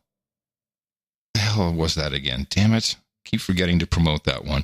It's like, it's a topic list of every show we've done. It's a huge PDF. Really? Yeah. God damn it. What show does it end at? The most recent one. Which one did it start at? I didn't look, but it was such a huge file. Now I forgot where you find. I'll put it in the show notes. I'll find a link to it. I like to find it myself. Yeah, now you're gonna have to find I tweeted a link to it the other day. Oh, I missed that. So it's out there. Anyway, so people do that, or the art generator where artists upload their art. These are all producers, and you'll find that people get out of the network what they put into it. Sometimes it's just accolades from your colleagues. Sometimes in art, it's just an exercise. But I know people who've never done a mix or a jingle in their life, and they've learned how to do it by sending stuff into the show. And some of it is just so bad, it's so funny, we love to play it. And then all of a sudden, these people turn into really good producers in that regard. Clips, I mean, just email it. If it's over 10 megabytes, please use WeTransfer or something like that, because it'll just get bounced back by my email server. And then one last tip. If you have something to share, either on Twitter or on email, it is not a good idea. You have to choose who you're going to send it to. Send it to John or send it to Adam. If you send it to both of us, what often happens is neither of us do anything with it. And that's the same with tweets. If you send something, a link to something, just give me the context. Where's it from? Who's talking? Just a file that shows up with, oh, this is great. Yeah. Yeah. And that's how it works. That. And then we have luckily, a portion of our producers who function like Hollywood does, where they finance the work. It keeps Adam and John alive. And that is how you get an executive producer. Well, it keeps us from doing too many other things. That's the key. That is indeed the key. You're right. I mean, I tried for a little bit trying to do some crypto ICO coin scam. That didn't work. But we got some fun free shows out of the Netherlands for it. So I didn't pay to go over there. But anyway. Well, that's good. Anyway, yes, that's you're right. And I think the less we do to make ends meet and just keep on this show. That's our attitude. Well, yeah. How do you make ends meet? We do very little. I mean, I've really given up on becoming a millionaire again. It's like, nah, I don't think I got any more ideas in me. I don't think I got any. I'm too tired. I want to go pitch stuff. I don't want to do anything corporate. I've completely corrupted myself. I'm patently unhireable. Well, it's nice not to, it's nice to be able to do the kind of one thing digging we do without having to worry about that, because people have no idea how hard it is to bring some of these topics up in a commercial environment. It's not even possible. No, you can't do it. You can't do it. It will won't not be accepted. Let you talk about any of this stuff. Won't be accepted. You're exactly right. So that's the deal, and that's why this podcast is a real podcast, unlike the phony podcast. There's unlike any phony baloney stuff. This is the real deal, ladies and gentlemen, and we want to thank these executive producers and associate executive producers of episode 1132. It's your show. You get to take that credit. You get to put it anywhere it works for you, where credits are recognized, and they are quite valuable. And we need support. More than this, hopefully, for our next program, which will be on Sunday. Visit our donation page at Dvorak.org/NA. Whether you use it or not, at least you have a better idea of what the real insurance policy was. Our formula is this. We go out, we hit people in the mouth.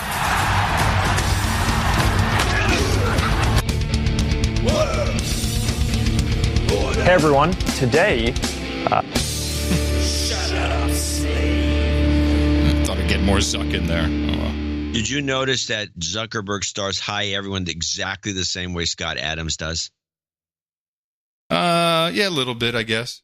I think that's where he got it from. I think he listened to Adams say, "Oh, that's how you do it," even though Scott Adams doesn't even do a podcast. It's a Periscope. No, that's not it. He also puts an audio version out on an RSS feed. Yeah. So I thought Zuckerberg was derivative. Well, no, but I'm saying that Scott Adams does it on RSS feed. Yeah. Okay. Well, he's a podcaster then. Yeah, we'll give him that. We'll give him a podcast. Maybe he doesn't want it. Maybe he thinks it's a humiliation. Can you hold on 1 second? Yeah. Let's see what we got here, because we have not heard from my recorder for a while. Okay, let me explain what happened. Sorry about that. We have moved, and with a move come all kinds of small issues, such as the dishwasher leaks, the oven doesn't work, the washing machine still hasn't showed up. We've had no washing machine for almost 10 days. There's a lot of things that don't work, and I had to do a lot of. I'm still getting no mail. Have no mailbox. None. No mail. I don't exist. So the washing machine is coming today. Yeah. And I have someone who will be waiting for it when it arrives. It wasn't going to come until May 24th. So so I'm very, very antsy to grab this now that it's coming. I was able to get one out of a different warehouse. But if you don't answer the call when they call you 30 minutes before delivery, then they will not deliver. So that's what that was. I'm sorry.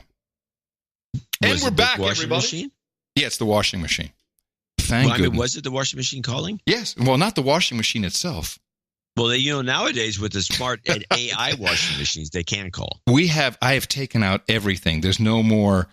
Nothing is wireless here. Nothing is connected. I have Honeywell thermostats that just work. The Honeywell thermostat. It's a round one, right? No, it is the electric one, the electronic one, but it's not. It has no Wi-Fi capability. I do not have a fridge with a Wi-Fi, although every single one has the option Every single thing these days has a Wi-Fi option. No, I didn't do the hue lights, everything. Screw it. Done with it. I got manual dimmers. You got to get up and walk to the wall and dim it.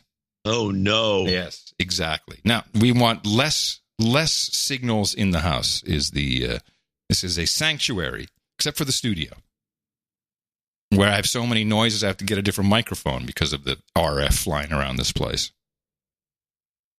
Anyway, you were going on about something. No, I interrupted Okay. you. You were going on about something. I don't remember. But I do have some I got some median clips. There's some stuff that I got the Klobuchar doing the Jeb Bush bit. Yeah. Okay, where is it? It's at the Klobuchar doing a Jeb Bush with a K.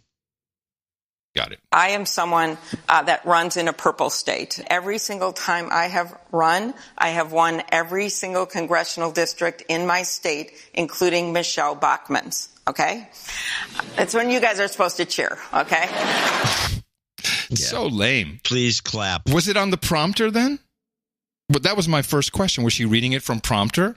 I don't think so. Because these town halls are interesting, where they're sitting down on kind of stool-like chairs, and then the question is asked, and then the candidate always gets up and starts answering the question to the crowd.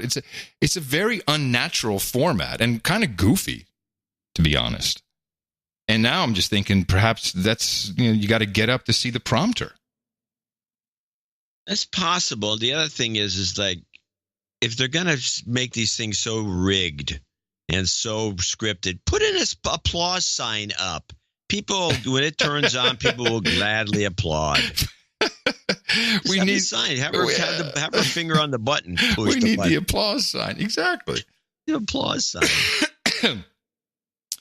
You get a guy, the warm-up guy comes in, gets the crowd all jacked up. He's jumping up and down, and then he will direct the audience to pay attention to the applause sign, and when you see it clap, it'll make the show that much better. So California has been in the news, certainly for San Francisco and Los Angeles, for the pooping on the streets, for the needles found everywhere. There's now there's a needle map in addition to the poop map. I think there's an app for it as well. San Francisco, on the side, they hand out 4.5 million needles each year to drug addicts. And because Starbucks did what they did, and anyone has a human right to be in a Starbucks, no matter what your situation is. Now they are installing needle disposal boxes in the Starbucks bathrooms. And it seems that this type of decriminalization that we've seen in, what was the current metric in California for crimes that are no longer, I think they're called crimes of need. I don't know what they're called, but anything under $1,000 is no longer looked into. It's no they longer. Don't care. Right. The police don't care. You get your car, somebody comes by and cracks the windshield. It's going to cost you or your insurance company, I don't know how many hundreds of dollars to fix, but more than 10 cents. And your time. Yeah. Too bad. Well, wait, I got the guy on videotape. I got that. Here he is. We don't care. This is rolling out now in Dallas. When it comes to rolling out his new policy for justice reform in Dallas County, DA John Creuzot makes no apologies. We have an overcriminalization of America, and it starts with poor people and people of color. And we know that. Everybody knows it. Everybody says we're going to do something about it, but nobody ever does anything about it, and so that's why I'm acting. Council members listened as the DA outlined his plans to eliminate prosecution of certain low-level crimes, including marijuana offenses and theft of personal items worth less than $750, unless the theft was for financial gain. My concern is it's going to have the hardest impact on these low-income, high-crime areas. Councilmember Sandy Grayson expressed concern over the DA's policy to not prosecute thefts for crimes of need. Because I think we're not really considering the business owner in this. What if 6 people come in one day and take diapers? 6 different people. how does he recover that loss? Another concern, the DA's plan to cut back on prosecuting crimes of trespassing and panhandling. That is killing Pleasant Grove, killing us. Councilmember Kevin Felder says he believes the DA is on the right track. I support what you're doing because Dallas has one of the highest concentrations of poverty in the nation. So it is, they said it there, the crimes of need. That is the term that Well, doesn't it, I mean, anyone who's stealing a $700 item for whatever reason, they need the money. Yes, crime of need. Well, then all crimes are crimes of need. Well, this is special cases, John. It's special. It's under $700 crime of need. Diapers. So what they're going to do is they're going to let the DA that initiated this, and it's the DA in Seattle who initiated a similar program up north. It's the DAs around here that are initiating this. Kamala Harris is a good example of one of the San Francisco DAs who push this sort of thing. You bet. And so what you end up with is just rampant crime. $700 is not a low. Who gives the idea? Who has this idea that $750 is meaningless? Elites with a lot of dough? Elites with a lot of dough is exactly right. Because, I mean, if you get a speeding ticket and it's going to cost you $200, you consider that a lot of money. Why don't they just drop that while they're at it? It's just ridiculous that they're so cavalier that they think $750 means nothing to anybody. I'm reliably informed that this particular issue, and perhaps even the moniker crimes of need, will be used incessantly in the 2020 election. Well, they're going to lose incessantly then. I don't know. There's a lot of people who might commit crimes of need or could be thinking about it. For instance, NPR just did a story about today's millennial who owns nothing and lives nowhere. It's a part of the gig economy with a native ad. Stephen T. Johnson works in social media advertising, and he spends most of his days using things he does not own. I took an Uber to Equinox to shower before we met, and then went to Podshare. And then came to WeWork. Stephen took a ride share to get to the gym he uses. He does not own a car. At the gym, he rents a locker. He uses the gym's laundry service because he does not own a washing machine. He doesn't even have an apartment, actually. Exactly. We were going to meet at Podshare, this co-living space where Stephen rents a bed.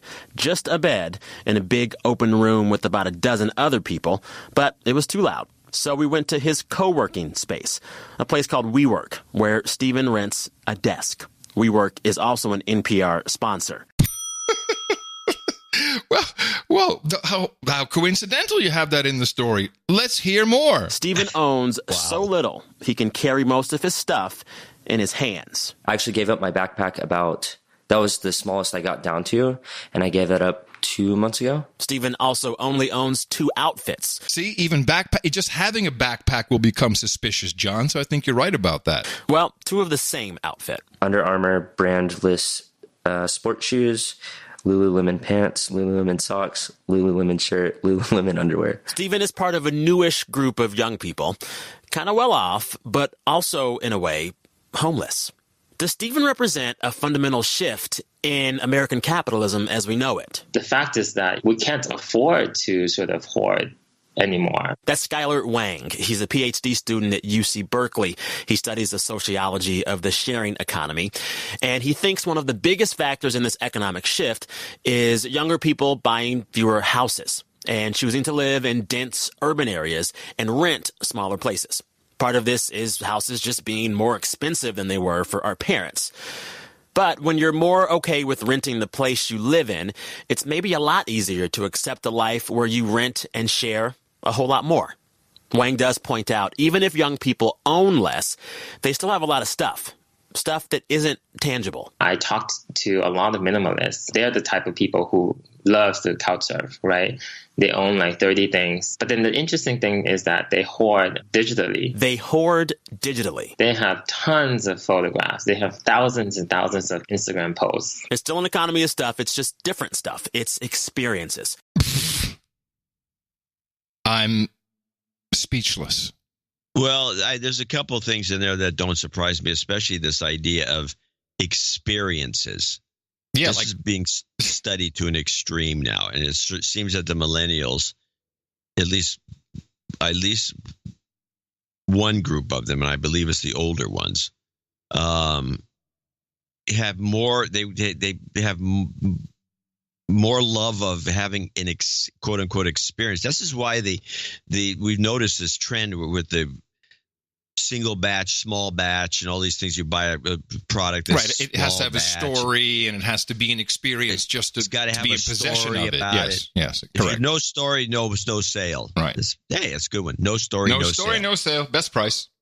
No story, no sale. And so you end up with this. So everything is kind of centered around this. And I watched this, and it's like, it's flabbergasting, to be honest about it. They will make sacrifice for the experience.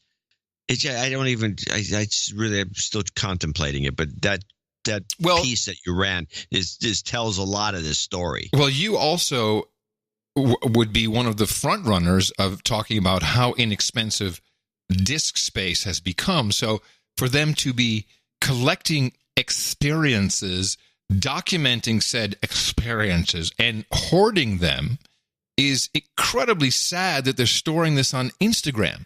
Even though I believe that the likes and the comments are all part of the experience, and that can go away, that can get deleted, you can get kicked off, anything can happen. And just imagine if that is truly your experiential life, and that is very important to you, and you have no possessions as a minimalist, but you have your possessions are the documentation of your experiences, and it gets taken away. I think people will off themselves. Well, I never thought they did mention that here being an old timer, computer hobbyist type. Oh, sorry. Yes. I want to say when he was talking about his collections, the first thing that came to my mind, and this is why I thought it was interesting what you just said. As he said this, he said, I have all these photos. I have a collection of photos, and I have all my Instagram posts. Right. And the first thing that went right through my brain was, he's somehow backed up Instagram. He has it on a big hard disk. Oh, no way. No way. Well, and now that you mention it, you're right. There's no way. And I will say this, and you've seen this happen over the last 20 or 30 years. There's all these systems that come up, and people, I can store my whole photo collection. I can store the whole thing in full size. And they put instead of having it backed up on a cheap hard disk that you can buy at Costco that has terabytes and terabytes of storage. No. You store it all on some online. Hey, and here's a crazy idea. Here's a crazy thought that I've advocated for many times. Print some out. You will lose your photos. I've been saving photos all my life, and I know that at least one or two of my drives will never fire up again. You need to print some stuff out. Print it out. You can send it to CVS and go buy on your way home from your shitty job. And I think interactive advertising, the guy's probably making $37,000 a year because he has to compete against the H-2B. H-2B visa workers. Oh, I'm sorry. Now, what you just said, I think, is a great idea. And I will mention the Costco and other places. You could put 2 or 3 quote unquote rolls on a small thumb drive and take it to Costco, and they'll print these things out inexpensively, about the same you'd have to pay for supplies to do it yourself, fairly inexpensively, and you will have these backups. And they actually, the gear that the big print guys have is a little better than what you generally have, and it's also, it tunes the photos a little bit. There's going to be an entire generation of children who get old and die, and there's going to be nothing left. I really enjoy having some of my mom's crazy shit, some letters and some photos. Sure. I like the photos. I like photos of my daughter. Black and white photos. Yeah. Yeah, I agree. Because I've saved all of the original videotapes of Christina, 2nd birthday, 3rd birthday. There's some fun stuff on it. Start rolling them out. Yeah, it's VHS. Then I also have VHS-C. I have what's the DV video? Now, I save the actual cameras so I can play it back. Yeah, this is a problem. But it's going, there's services who will do it. And I understand the storage is going to be a problem because, oh my God, now you, besides your $200 Lululemon pants, you also have to carry around some, like a photo album, and you have no backpack for it. This is not going to work. This is not going to work for these guys. Maybe, hey, exit strategy. I just saw a giant truck go by, giant truck, with a big blue sign that said Prime. Yeah. Yeah, Amazon. Yeah. All right. Anyway, they're into this. The way they're doing it is what they're into, and I think they're going to be sorely disappointed. Yeah, this is just a warning. Yeah, I agree. Every which way. It's just hey, take it from your Uncle Adam and Uncle John. You might want to have some memories later on, and it's going to go away if you trust it to Instagram. Just take a couple, make a selection. We need to have the millennialvault.com or something like this, where you just send off a couple pictures, we print them, we store them for you, which of course we don't do because we're really an on-demand printing system, you see. So say, we're going to print these for you and we'll keep them safe for you. And then when you go pick them up, which 90% will never do, then here they are, we print them off real quick. So they're also well preserved, they're kept perfectly well, and obviously we won't lose the data. It's another exit strategy. And mac and cheese is my idea of a perfect birthday cake. That's an actual commercial. Same people. Tell me if you can spot the magic number in this African flooding clip that nobody's talking about. In South Africa, at least 33 people are dead in the eastern province of KwaZulu-Natal after floods and mudslides crush homes around the city of Durban. Some parts of South Africa have received over 9 inches of rain since Monday, more than 3 times the average monthly total for all of April. 33, that's a magic number. It's the magic number. She then goes on a generic rant about climate change, of course. Of course. Now, I've said this before, I like Democracy Now! Because it will pick up stories that the mainstream is just not going to touch. Oh, the mainstream is unwatchable in America. Pretty bad. In America, it's unwatchable. So I've got a couple here that are I didn't know that any of this was going on. But this is the one that got my attention. This is the Japanese eugenics program. In a remarkable move, the government of Japan... Oh, wait a minute. Stop. I hate to say this. I do listen to Democracy Now! For a reason. Yeah. But this was actually on PBS. Okay. In a remarkable... lead-ins. All right. And here we go again. In a remarkable move, the government of Japan has formally apologized today to an estimated 25,000 people who were forcibly sterilized from 1948 to 1996. It was done under a eugenics law designed to, quote, prevent the birth of poor quality descendants. Many, but not all of those sterilized had disabilities. Now the victims will be eligible for some compensation of $28,600 apiece. How much? 2,800? How 2,800? 28,000. 28,000. Oh, okay. Wow. Not worth it. So I thought that was kind of interesting. Nobody's talking about that. But back to my thesis about the way Democracy Now! Does play stories that you won't get elsewhere. I have not heard this story anywhere, which is the SEAL team leader busted as a war criminal? The New York Times is reporting that Navy SEALs who witnessed their platoon chief commit war crimes in Iraq were encouraged not to speak out and told they could lose their jobs for reporting him at a private meeting with a superior officer last year. According to a confidential Navy criminal investigation obtained by the Times, the commandos said they saw Special Operations Chief Edward Gallagher stab and kill an unarmed teenage captive, shoot shoot to death a young girl and old man and fire indiscriminately into crowds of civilians. But what the men on Gallagher's team called a private meeting with their troop commander and demanded an investigation, they were told to stay quiet on the matter, and no action was taken. The group of 7 SEALs eventually were able to force an investigation, and Chief Edward Gallagher was arrested in September on more than a dozen charges, including premeditated murder and attempted murder.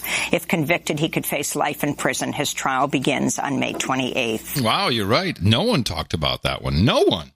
No one. Don't talk about that one. Well, I guess it's not en vogue. Hey, we got an operation going on coming up somewhere in Sri Lanka, so shut up with all this news. We've got to focus.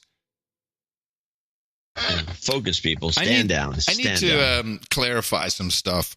I did one of my typical, this is a fine, outstanding citizen about Nipsey Hussle. The rapper / community activist that loved by many who feel, it was actually not the Nokia, it was the Staples Center. They built the Staples Center for him. And my point usually is, okay, you can glorify this guy, but he also did fuck Donald Trump in 2016 with YG, and it was pretty clear. It was like upstanding citizen, but was that really necessary? I got a lot of pushback, and I understand people are fans of the music. I really have no problem with the music. I thought "Fuck Donald Trump" was a nice sing-along ditty. I was just making a point. But as I looked deeper into Nipsey Hussle, I was able to push back after several long email chains with multiple people who are fans, have a lot more understanding of gang culture than I do. Even the YG Nipsey Hussle F Donald Trump video was actually the Crips and Bloods together in the same video. He was trying to move himself away from the gangs for sure. But here's what I heard from a lot of different people, and they were very angry. He did all this great stuff for his community. He bought the entire strip mall that his clothing store is in, and he's doing all this community stuff. And he bought a Fat Burger, and he's been giving money to people, and he gave money to the school. And there's a Vector 90 where you can rent a desk, and there'll be a STEM center, and he's really, really a good guy. So let's run these down for a second, because once I did this, I figured out why he did the F Donald Trump video. It was very interesting.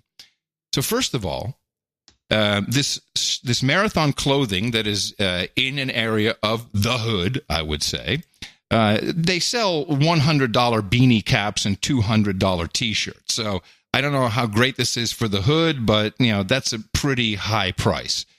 He actually did not buy the strip mall. He is a member of a consortium run by a Los Angeles real estate developer named Dave Gross. Dave Gross and Nipsey Hussle, but also I think Jay-Z is in there, DJ Khaled. This is a very typical type of operation where you get a couple of celebrities and you're going to build things. So they bought the strip mall. I don't think Nipsey put any money into it. They bought the strip mall, and guess what they're going to do? They're going to tear it down, build residential units with Marathon as the anchor tenant for retail. I wonder if that will be affordable housing. He did not own the Fat Burger. Early days, he made T-shirts for the Fat Burger staff to wear. This same Dave Gross consortium is working on buying the Viceroy Hotel, changing that entire concept. The school money was Nipsey, again, being a front man for Puma, who donated the money. He's also just a front man for Vector 90, which is, as we know, like WeWork. It's basically a money-making operation where you rent a desk by the hour or a cubicle by the day. This STEM center has still not opened as far as I know. But this guy really came on my radar when I was in the Netherlands working on my own crypto coin ICO scam. as Nipsey Hussle at the same time was in the Netherlands, and he was signing up, as he says, well, yes, we've invested in this follow coin, and no, he was doing exactly what I was doing, being a figurehead for an ICO, for a crypto coin. Because what is this guy? He is a front man for other people's projects. And then all of a sudden I understood the Fuck Donald Trump song is self-hate. He's exactly the same as Trump. He puts his name on real estate developments. Well, he put his name on real estate developments. Yeah. Yeah, Trump sells his name more and he does stuff. And then there's this conspiracy theory about Dr. CB who had cured AIDS and had different cures for diabetes. And this guy was killed by Big Pharma. And before Nipsey Hussle was shot, he was, I'm going to do a documentary because a lot of his supplements are really special. He was in the supplement game. Zounds.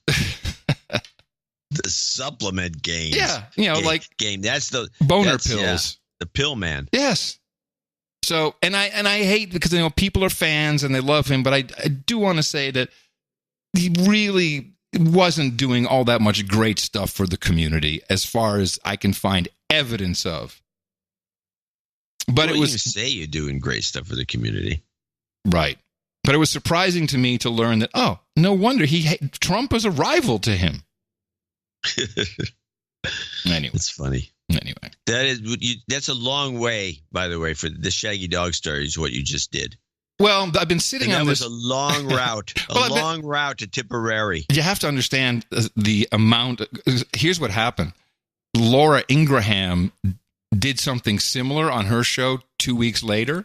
And, they had people going after advertisers. Now, we're pretty bulletproof since we have no advertisers.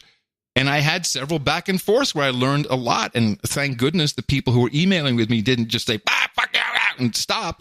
So I learned a lot about the gang culture, about, you don't, anything with a CK in the word, you don't spell it CK, you spell it CC because CK could be seen as crypt killer. I mean, I learned a lot of gang stuff.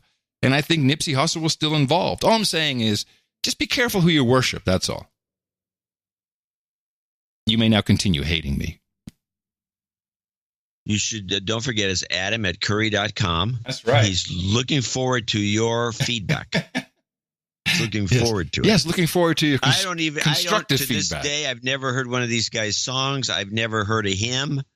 And I'm sure that would be, I should maybe keep up with this sort of thing, but you can't keep up with everything.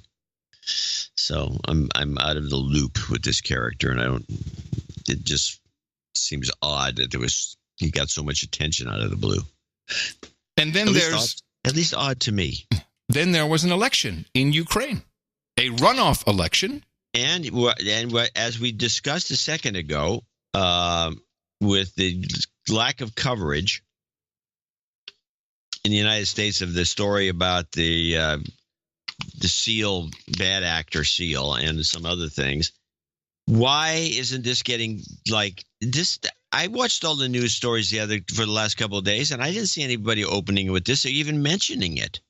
Well, the networks. The only place I could get it from, a clip, which is, again, from one of our vast network of producers, is from Radio Ukraine International. Volodymyr Zelensky, a comedian and showman, has scored a landslide victory over incumbent President Petro Poroshenko. And by the way, for a comedian to score a landslide victory over a guy named Poroshenko, probably the only Ukrainian name everyone has heard of, that's news to me. Volodymyr Zelensky, a comedian and showman, has scored a landslide victory over incumbent President Petro Poroshenko in Ukraine's runoff presidential vote Sunday. As of 8 p.m. Monday, the Central Election Commission had processed almost 100% of electronic vote count protocols from 200 constituency commissions, according to which more than 73% of voters supported Volodymyr Zelensky, while President Petro Poroshenko collected 24.5% of the vote. The commission said the final results would be officially announced on April 30th. I can't wait. The comedian wins. I think it's one of the most hilarious things, and the news media does not want to play this for what you just said. This is extremely newsworthy.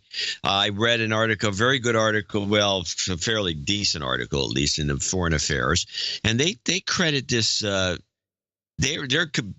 this is the front for the Council on Foreign Relations, this magazine. What magazine is it? Foreign Affairs. Oh, so when okay. whatever they write, you have to assume is being of course, policy. Yes. So they say what was Zelensky's secret to winning? They announced it as a landslide. People, that's the other thing that makes it newsworthy. Landslide. It was a comedian getting a landslide victory. They claim it was all just anti-establishment votes. He says, "What was?" And then it made it even weirder. I think there were some Brexit, some Facebook ads like Brexit that probably influenced. Yeah, maybe. What was Zelensky's secret, they ask? He ran for president as a virtual candidate, eschewing traditional rallies, political talk shows, and press interviews in favor of comedy concerts, slick social media messaging, and carefully curated appearances on friendly channels.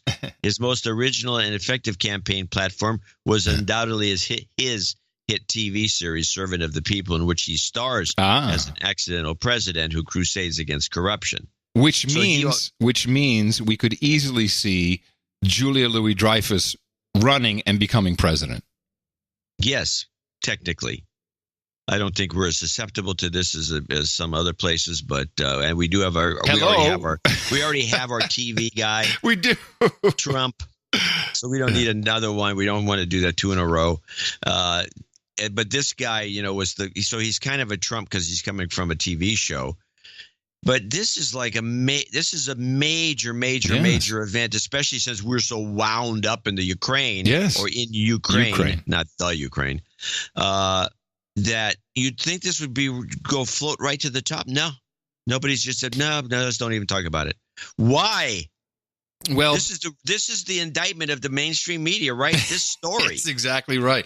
There's that angle, and also this doesn't bring any candidate election money into the coffer. So why would we bother even looking at the story? I mean, Sri Lanka is already gone.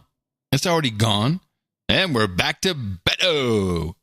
Beto and Buttigieg. Buttigieg, Mayor Pete of the Hamlet. Mayor Pete of the Hamlet. His giant city. His giant Hamlet. Gotham. But instead, of course, we get stories about the new words added to the dictionary. Oh, I missed this story. This is usually what I catch. Well, I have a couple of them. New meanings for old words.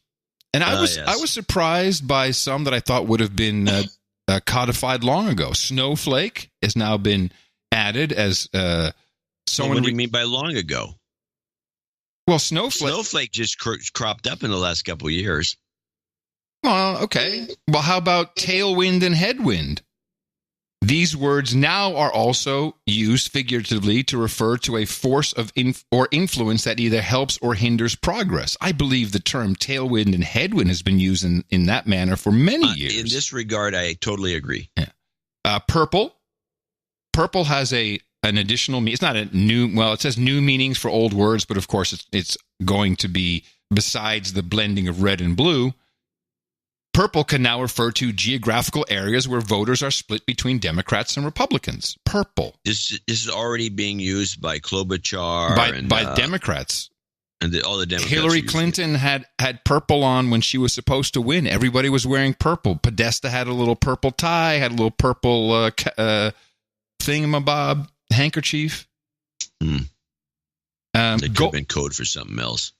It's a purple revolution. It's a Soros thing. Goldilocks. Goldilocks has a new definition, referring to the character whose astronomers use it to describe an area of planetary orbit in which temperatures are neither too hot nor too cold to support life. Just right. What? When did this show up? I never heard this. I've never heard it. New compound terms. Now, this is new. Page view is now an official compounded term. So, viewing a page on a website. On brand is now a compounded term. Garbage time,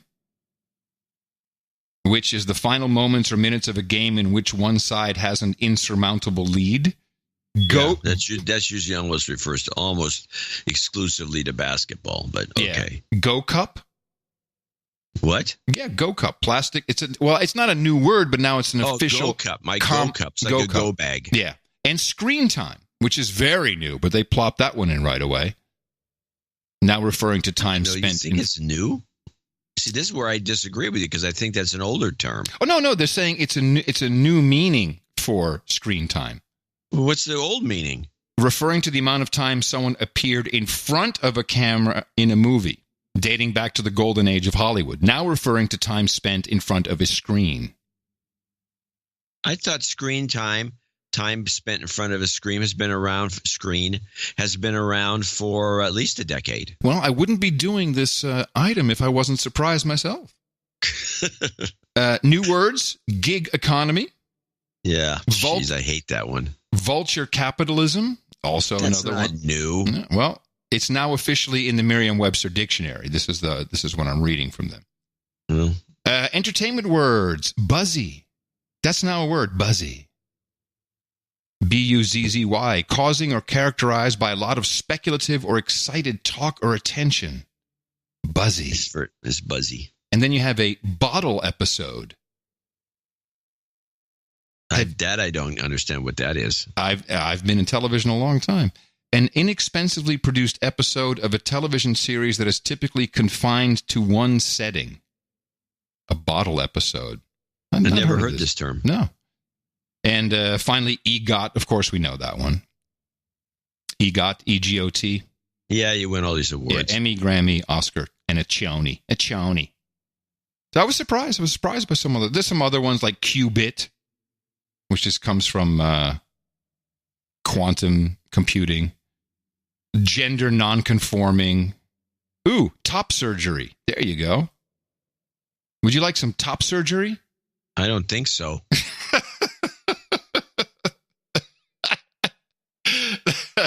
Do you want to know what top surgery is? Isn't it breast implants or something? Gender confirmation surgery, in which a person's breasts are removed or augmented. Yes. And then there's bottom surgery. Not interested in that? No, not really. I'm going to show my support by donating to No Agenda. Imagine all the people who could do that. Oh, yeah, that'd be fab. Yeah, on No Agenda in the morning. Definitely the awkward segue of the year. That was not a segue. That was a hard break. Ian Field starts off our list of producers for show 1132. $100. Grebulon, good old Grebulon. He's turning 50 on Friday. We have him on the list. He's 88.88. Ellen Soar, pronounced Soar, in Muskegon, Michigan, $82. And she says, Happy Bunny Day. Sir Mac, 8008. Birthday deal going on there. Happy 33rd birthday. Lucky number. Sir Greg of the Parts Unknown, 8008. Rel in Tallahassee, Florida at 5911. Jonathan Evans, 5555. James Buell in Spring Hill, Tennessee, 5533. Dame Laura of the Snowy Cascades, 5397. Another birthday. Sir Patrick Maycom in New York City, 50. These are all $50 donors, name and location, one after the other. Alexa Delgado in Aptos, California. Jesus Allen in Austin, Texas. Julian Robbins in Aptos, California. Mitchell Kaufman in Hillsboro, Oregon. Maxine Waters Gravel. $50. That gravel's been coming in every week since you showed up on the scene. I don't know if it's the same guy, but somebody sent me a gavel. You got a gavel? You got Maxine's gravel? Yeah. Nice. So what's interesting about this gavel? It's a real one. You got to say gravel. It's gravel. Gravel. So that's it. I'm going to hit the wood with it. Is that this is extremely hard wood, and you can really slam it into this gavel catcher. It came with a gravel catcher? Yeah, the platform with it. Oh, nice. That you hit. Nice. And it doesn't dent. perhaps a feature of said item. Not sure what wood it's made out of, but it definitely does not dent. And I don't know who sent it because it said gift, but it was all I didn't get any information. Probably from Maxine Waters Gravel. From Maxine's Gravel Santa herself. Rosa, California, and rounding off our $50 donors is Sir Alan Bean over here in Oakland, and that's a list short but sweet. Yeah, so remember we were talking about the value for value and how we don't have to do extra stuff to get by. This is the kind of day where I need to reiterate that. Very short segments today, and it makes it hard for us. But it is the value for value system, so if you appreciate it, if you like the deconstruction you heard today, what is it worth to you? Did you have any fun? Did you laugh? Anything like that? Just let us know. And you can let us know by going to Dvorak.org/NA. Let's see, we have a make good here. Sir Callistra said he needed I think he asked me for this and somehow we might have overlooked it. Need a little just send your cash karma for an investor of ours, he says, who's having trouble funding his commitments, and he needs some house buying karma for himself. Let me see if I have just send your cash somewhere. Where was that? Oh man, be under a bush. Yeah, no, no, it's somewhere else. It's I got to. You can take that to the bank. I got that one, but that's not the one he wants. Well, I'm going to do the karma first, and then I'll do my best to see if I can find that one for you. So here you go. You've got karma. All right. Then we had. Did we have any other special karma requests? I think we might have had a jobs karma in there. I'll add one just to make sure. Jobs, jobs, jobs, and jobs. Let's vote for jobs. You've got karma.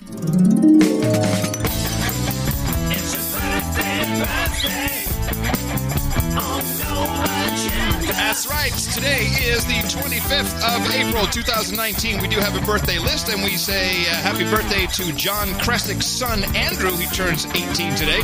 Grebulon turns 50 on the 26th. That'll be tomorrow. Sir Max says happy birthday to his smoking hot wife, Dame Lauren, turning the magic number, 33. Dame Laura of the Snowy Cascades. Happy birthday to daughter Molly, will be 22 on May 3rd. And if I'm correct, today is Void Zero's birthday, running all the back office and all the systems for the No Agenda show. We're highly appreciative. Happy birthday, Mark, from everybody here at No Agenda. Okay, we have some meetups to discuss, and we do have one knighting.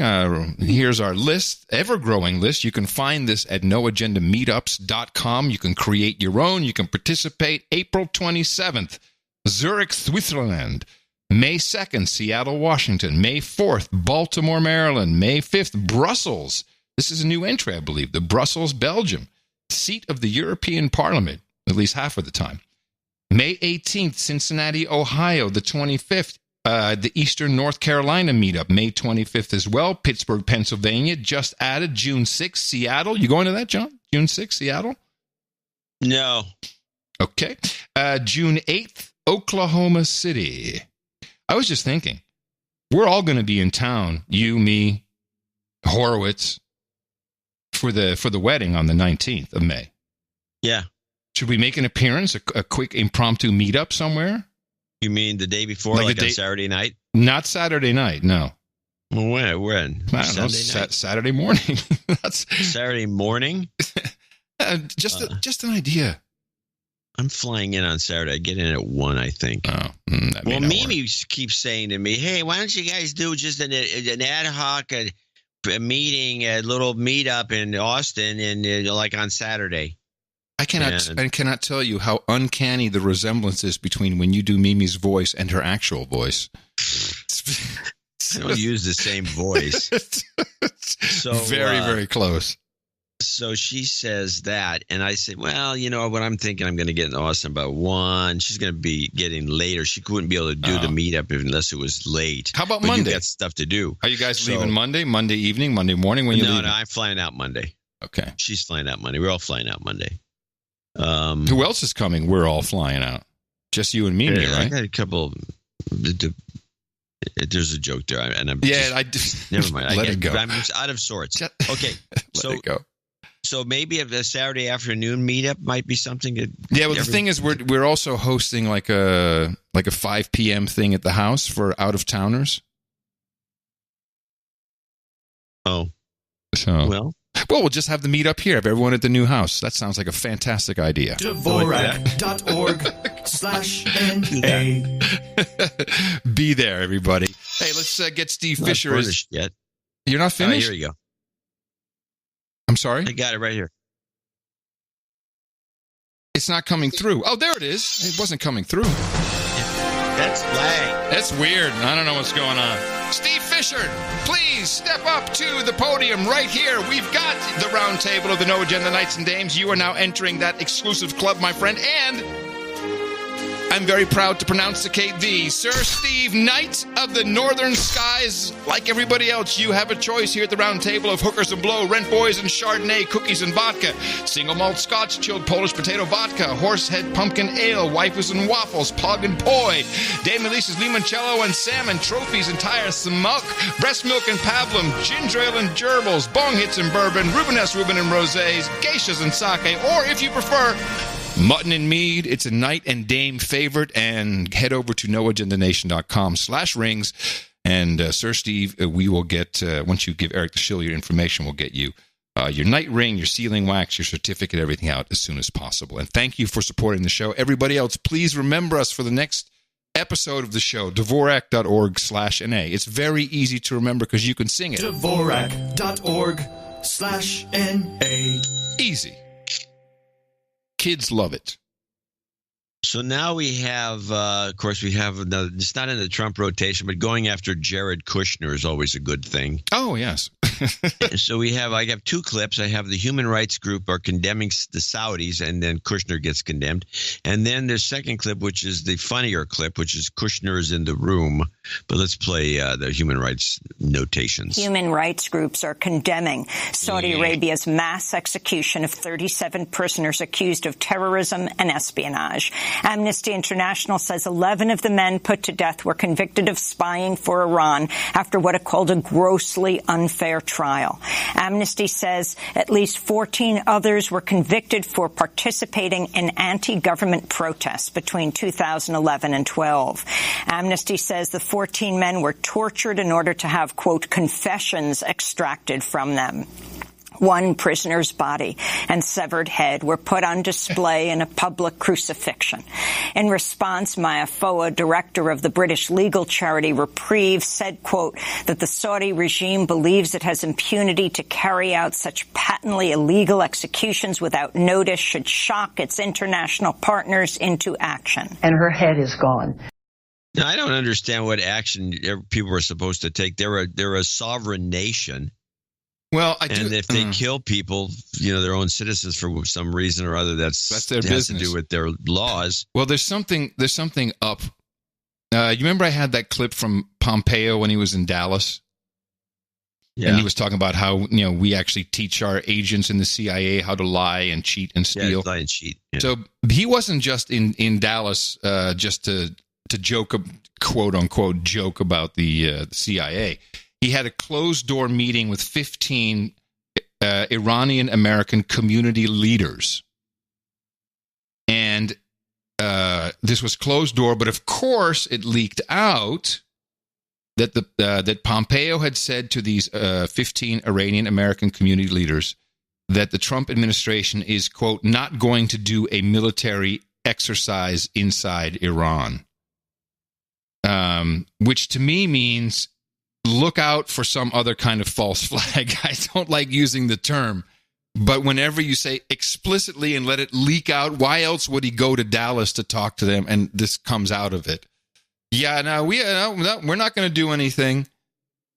But with these new sanctions, I do not like what is going on. I don't like Pompeo, and it's just the Bolton. It's all the neocon jagoffs. Yeah, the Pompeo and Bolton. Jagoffs. Bolton's the worst.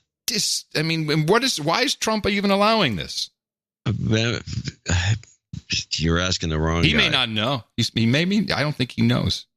It's possible he doesn't know what the hell's going on. I mean, that's what everyone claims, so maybe it's true. Let's hear the second part of this. Is this again the Saudi Arabia, anti-Saudi Arabia material going through Democracy Now! In New York City, senior White House advisor and President Trump's son-in-law, Jared Kushner, Tuesday told a Time magazine forum he does not dispute the CIA's conclusion that Saudi Crown Prince Mohammed bin Salman ordered the murder of Washington Post journalist Jamal Khashoggi. But Kushner said it's more important to focus on American foreign policy interests. At a gala dinner later in the day honoring Time's list of the world's 100 most influential people, comedian Hassan Minhaj called for the release of Saudi women's rights activist Loujain al-Hafloul, who's been tortured since her arrest for opposing the kingdom's male guardianship system and a former ban on women drivers. Minhaj also called out Jared Kushner directly over his close relationship with Saudi Crown Prince Mohammed bin Salman. I know there's a lot of very powerful people here, and it'd be crazy if there was just like if there was like a high-ranking official in the White House that could WhatsApp MBS and say, hey, maybe you could help that person get out of prison because they don't deserve it. But that'd be crazy. That person would have to be in the room, but it's just a good comedy premise. Wow. Hey, how can you resist if you're a comedian and you want to get this woman out of prison? Right. The guy's sitting there. Right. You do material. So that's another thing that I find annoying, the way I see it. Sanctions on Iran, which we've always been the a-holes who determine who can buy oil from Iran. And so now we're shutting that down. And, of course, what happens? The price of gas goes up. How is this good? It's not good for me. It's great for Saudi Arabia. They're going to. I think Trump even said, Saudi Arabia can fill up the demand. Yeah. Here's another screwball clip. This one here is the not emphasized much, but I think at least people should be paying attention to. This is the Afghan civilians being killed clip. The United Nations reports that Afghan and international forces killed more Afghan civilians in the first 3 months of this year than Taliban insurgents did. That reverses the trend of recent years. The report says in all there were 581 civilian deaths. Nearly half of those blamed on government and NATO forces occurred during airstrikes. Well, there you have it. I have a couple of items of interest. Okay. I thought this was a very shallow payback for his endorsement by the President of the United States. I don't know. It must have gotten all kinds of lovely coverage, but I didn't see it. I'm here on the beautiful Golan Heights. This is Bibi Netanyahu standing up on the Golan Heights. I'm here on the beautiful Golan Heights. All Israelis were deeply moved when President Trump made his historic decision to recognize Israel's sovereignty over the Golan Heights. And therefore, after the Passover holiday, I intend to bring to the government a resolution calling for a new community on the Golan Heights named after President Donald J. Trump. Man, talk about a reach around. I'm going to name a whole hamlet after you. Donald J. Trump. Donald J. Trump Donald City. J. Trump. Judicial Watch. Oh, Trumpville. Trumpville. Yes. Yes, I'll write that one down. Trumpville. Yeah, sounds good. I like it.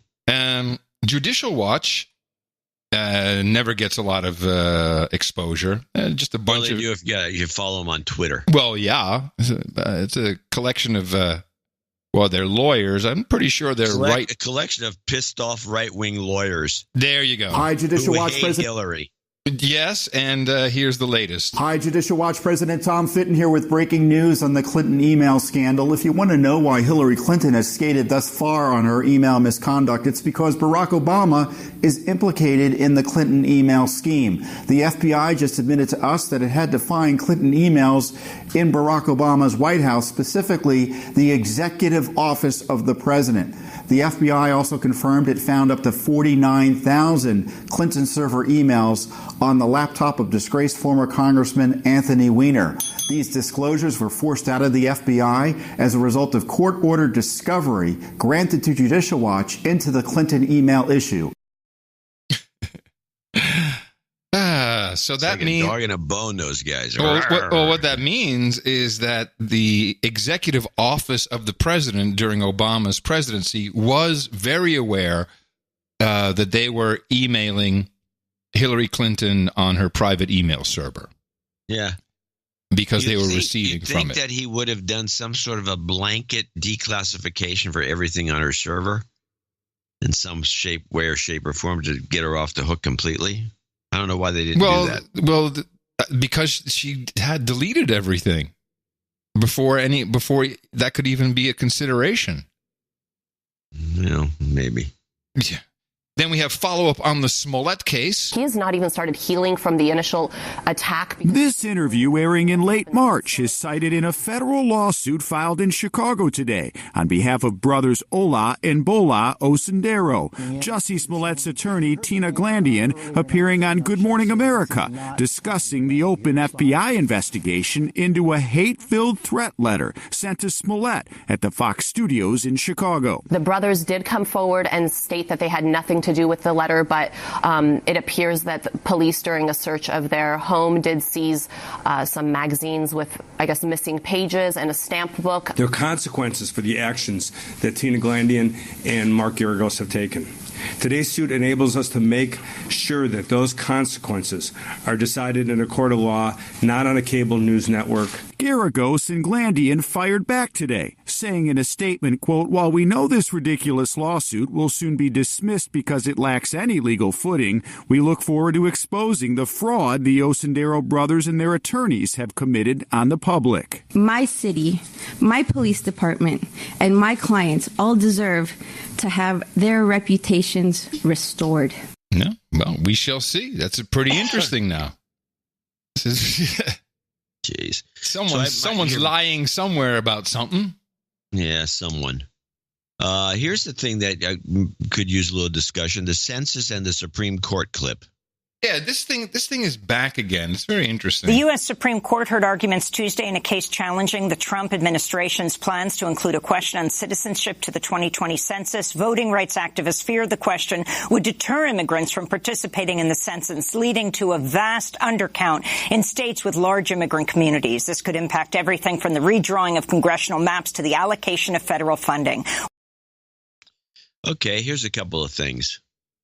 How many illegal aliens take the census seriously or even contribute to it as is, the way it is now? Do you think if they put a citizenship question that would change? I don't think they'll participate. I don't think but do they participate now? The Democrat left, the left in America certainly wants them to participate. Yes. In the sense, yeah, of course they do, because they get bigger numbers. That's right. They get more it's redistricting, more representatives. Exactly. Okay, so now here's the other question. Noting my initial premise. The other question is, why shouldn't you ask if they're a citizen? I think this is something you need to know. If you don't participate, by the way, it's against the law not to participate. Correct. And so, and by the way, checking or not checking citizen doesn't mean you're here illegally. It doesn't mean that. Your green card, you can be here. This is just another attempt by the Democrats to, stuff the ballot box, as it were, and so you get a. Well, it's like having convicted felons in jail vote. I mean, this is another thing that they're pushing. To be honest about it, I don't find that to be as offensive. You're kidding me. Why? Because somebody's because somebody got. So let's say we have a country where simple political laws are now all qualify as felony, a felony. So everybody in the country is a felon for just about any. Say shoplifting's a felony. Everything's a felony. So now you can't vote anymore? No, that's not. The whole thing is done as a political ploy. Stop. That's not what I'm saying. Yeah. First of all, in most states, if you come out of jail and you've been convicted, you no longer have your voting right. That's not what this is about. I feel if you've done your time, full citizen, you're back on track. You can vote, do all of that stuff. That's not what it's about. While you're incarcerated in jail, that's where they want people to vote. They're all saying it. Yeah, well, that's got scam written all over it. That's Bernie, it's Kamala Harris, it's Cory Booker. They're all saying this. Well, the reason, Mayor of course, Pete? is because, for one thing, if you're in prison and That's 3 million votes right there. Well, it's a lot of votes, but you can make that because since you're in prison, you got to do what you're told. You can have to sit down for lunch. They pass out the ballots. Every single person would vote. Yes. Yeah, that would be not right. That's not voluntary. Well, that's involuntary. So, but I don't know if you've seen these town halls, but they're asking should the Boston Marathon bomber be allowed to vote in jail? Bernie Sanders said yes. This argument. Yeah. It's not an argument. It's lunacy. It's not an argument. There's no argument. They're saying, yeah, I think we should have a conversation about that. Okay, how about no? Well, your turn. This is another one of Bernie's little things. And every time Bernie comes up with something like this is his only new idea. Everybody else jumps on the bandwagon, fearful that Bernie's going to get everybody's vote because Bernie's the only guy with any thought and, anything with any good ideas. Everybody else is just pounding Trump. They don't care about any ideas. So it's caught on. Yeah, it's not going anywhere. I'm sure not worried about it. I am surprised to see that we have reports of measles outbreaks in the Netherlands and in Canada. Did you hear about the measles outbreak on the ship? No. Yes. Where's I the should ship? have clipped it. I shouldn't have. I didn't know. I didn't know. There's a Navy ship that is on quarantine now, and it's got a measles outbreak. But the kicker? Yeah. 100% vaccination rate. Yeah, beautiful. It's perfect. Well, these people were only 93% protected because they didn't have their booster later in life. Yeah, but at 93, it should have been a herd immunity. Well. Yeah, so that didn't happen either. What I'm surprised about is that with all these... they're injecting water. Go on. All these local outbreaks around the world at the same time. Now, I could be cynical and say, well, maybe it's just the local advertising companies who are doing their business, the PR companies getting more measles vaccinations out and into the people. Or why isn't the CDC or maybe the United Nations talking about a global pandemic? Because that's what I see. It's on the cruise ship. Because they come out with the data on that one, and it's going to be a fail. Exactly. It's bull crap. But it looks good when you chop it up like that. Every country has their little, and they're pushing it everywhere. The same message in every country, but it's all localized. They got a new marketing guy at Merck. They certainly have something good going on. They know what they're doing. Yeah, I agree.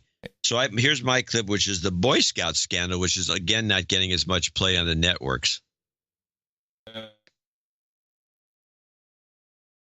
I had to look for it. In a growing scandal engulfing the Boy Scouts of America, it's been revealed that nearly 8,000 troop leaders have been accused of sexual abuse over a span of 72 years. These findings were announced Tuesday in Manhattan by Jeff Anderson, a lawyer representing sexual abuse victims. According to records known as the Perversion Files, Boy Scout volunteer leaders abused more than 12,000 victims between 1944 and 2016. Anderson named 130 Scout leaders in New York State who had been accused of sexual abuse at Tuesday's news conference, noting that state law had recently changed to extend the statute of limitations for childhood sex abuse.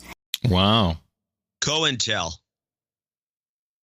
Let me say a couple of things. One, when I was a kid, I was a Catholic and I was a Boy Scout.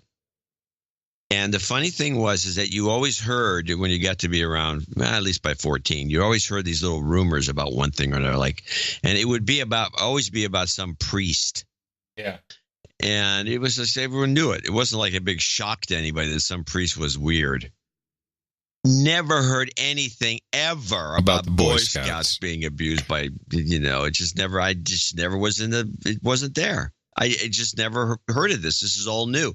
And it's part of a scheme to slam the Boy Scouts for a lot of different reasons. Well, how about this? Let me finish my COINTEL idea. Girl Scouts are behind this. That's what I was just going to say. Where's the data on the Girl Scouts? Girls. Well, no, But the problem the Girl Scouts are having is they're almost going broke, and the girls are joining the Boy Scouts because they like the idea of camping. Yeah, they like cooking and camping. Yes, and not tying, and that goes well with boys. Not tying. Yeah. Anyway, I think there's something scamish about it. Yeah, especially since they've gone back and changed the statute of limitations. Well, we'll have to see what happens. Oh, by the way, that seems a little ex post facto to me. Yeah, well, apparently that's possible. I don't think so. I think it's bullshit. I think if somebody took that to the Supreme Court, you can't start changing the terms of crimes after somebody, say, committed one 40 years ago and then the statute of limitations wore off 10 years later. John, you can't say, well, there's no statute of limitations anymore. Ultimately. The guy was free. He was literally free after 10 years because of the early statute of limitations. It was that important. They should have had him extended earlier. I don't like this. That's how they're going to get us. So going to get podcasting without a license. That's right. But, sir, there was no licensing back then. Well, sorry, son. No. No, that's how they're going to get us. I'm positive. Or perhaps for identifying memes way ahead of our time. Everyone knows That's true. That's true. I'm hearing this everywhere. We are so on top of all the trends. Here's an ad for NAPA Auto Parts Pro in Scandinavia. People say that Napa Auto Pro technicians can handle all kinds of jobs. Suspension, brakes, mufflers, batteries. Hey, it's true. It's true. Napa Auto Pro. It's true. It's true. Come on, man. It's true. We've set the trend with this. It's true. It's true. We have. I'll say we should take credit for that. Just a little bit. Because we promoted the ISO. It's true. Yeah. People have pointed out, but we've been pushing it. No, because we love it. And as a bonus, it's true. It's true. All right, you got anything else, or should we leave this? I got some white collar. But let's get this out of the way. This is a little Democracy Now! 48-second clip on Trump's taxes. Everyone's all preoccupied with his taxes. Meanwhile, Treasury Secretary Steve Mnuchin Tuesday failed to meet a congressionally mandated deadline to turn over President Trump's tax returns to the House Ways and Means Committee. It's the second time Mnuchin has refused a congressional order to turn over Trump's tax records. In a statement, Mnuchin said he'd provide a final answer on whether he would comply by May 6th.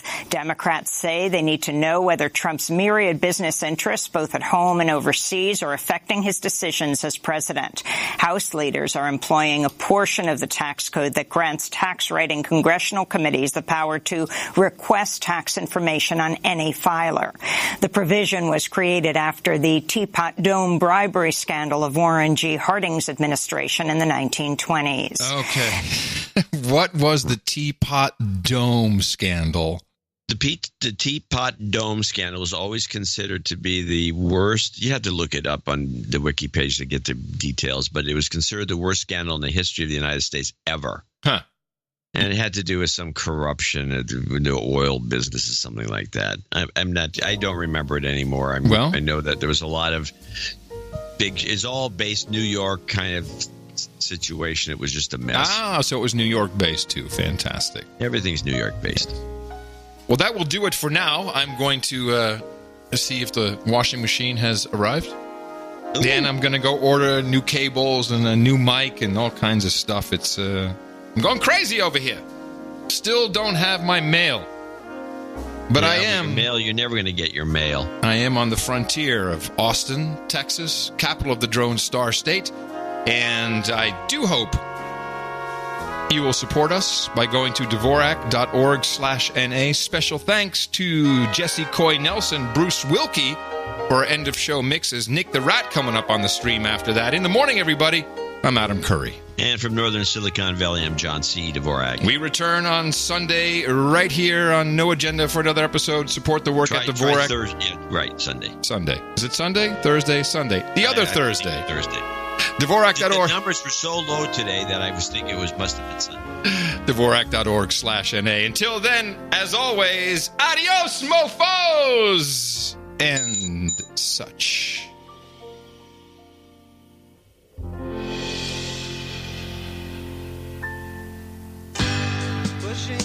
the market square. So many mothers sighing. Ocasio recently told us we have 12 years before we're dying. Millennials and people and Gen Z and all these folks that come after us are looking up, and we're like, the world is going to end in 12 years if we don't address climate change. And your biggest issue is how are we going to pay for it? And this is the war. This is our World War II. Or that Leo DiCaprio's word should be taken as gospel because he's so dreamy, and that we should trust what comes out of his mouth, which is nothing more than apocalyptic climate nonsense someone whispered in his ear the day before. That everyone, except the elite folks like Gore or DiCaprio, need to live like paupers to save the planet from certain destruction. Officials have less than 12 years to act before the damage from climate change could become catastrophic.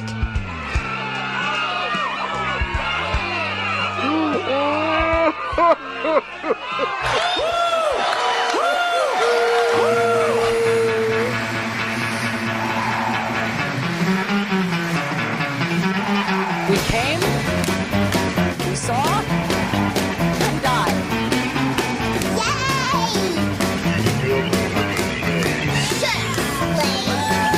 Whoa, whoa, whoa, whoa, whoa, whoa, whoa, whoa, whoa, whoa, whoa, whoa, whoa, whoa, whoa, whoa, whoa, whoa, whoa, whoa.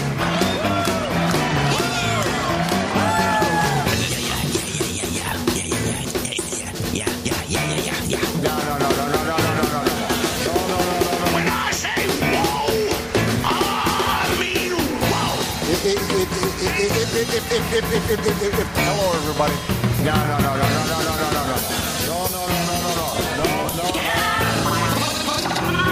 Whoa, whoa, whoa, whoa, whoa, whoa, whoa, whoa, whoa, whoa, whoa, whoa, whoa, whoa, whoa, whoa, whoa, whoa, whoa.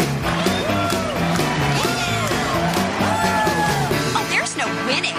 We don't like to foster a competitive atmosphere, but we laugh a lot. Now everyone hug and share a secret.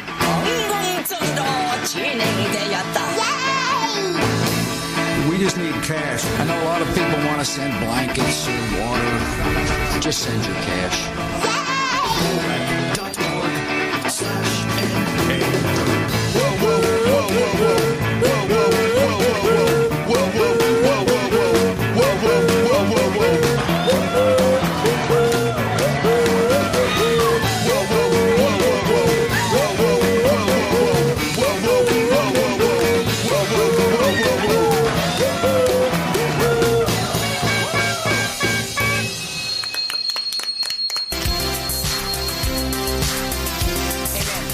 You can crap where you want to. You can wipe your own behind. But if your dog takes a dump and you don't pick it up, you'll get a hefty fine. Defecate on the sidewalk, no worry or crime. You can crap on the road next to a doorway while waiting in line. The best podcast in the universe. Dvorak.org/NA. That's true.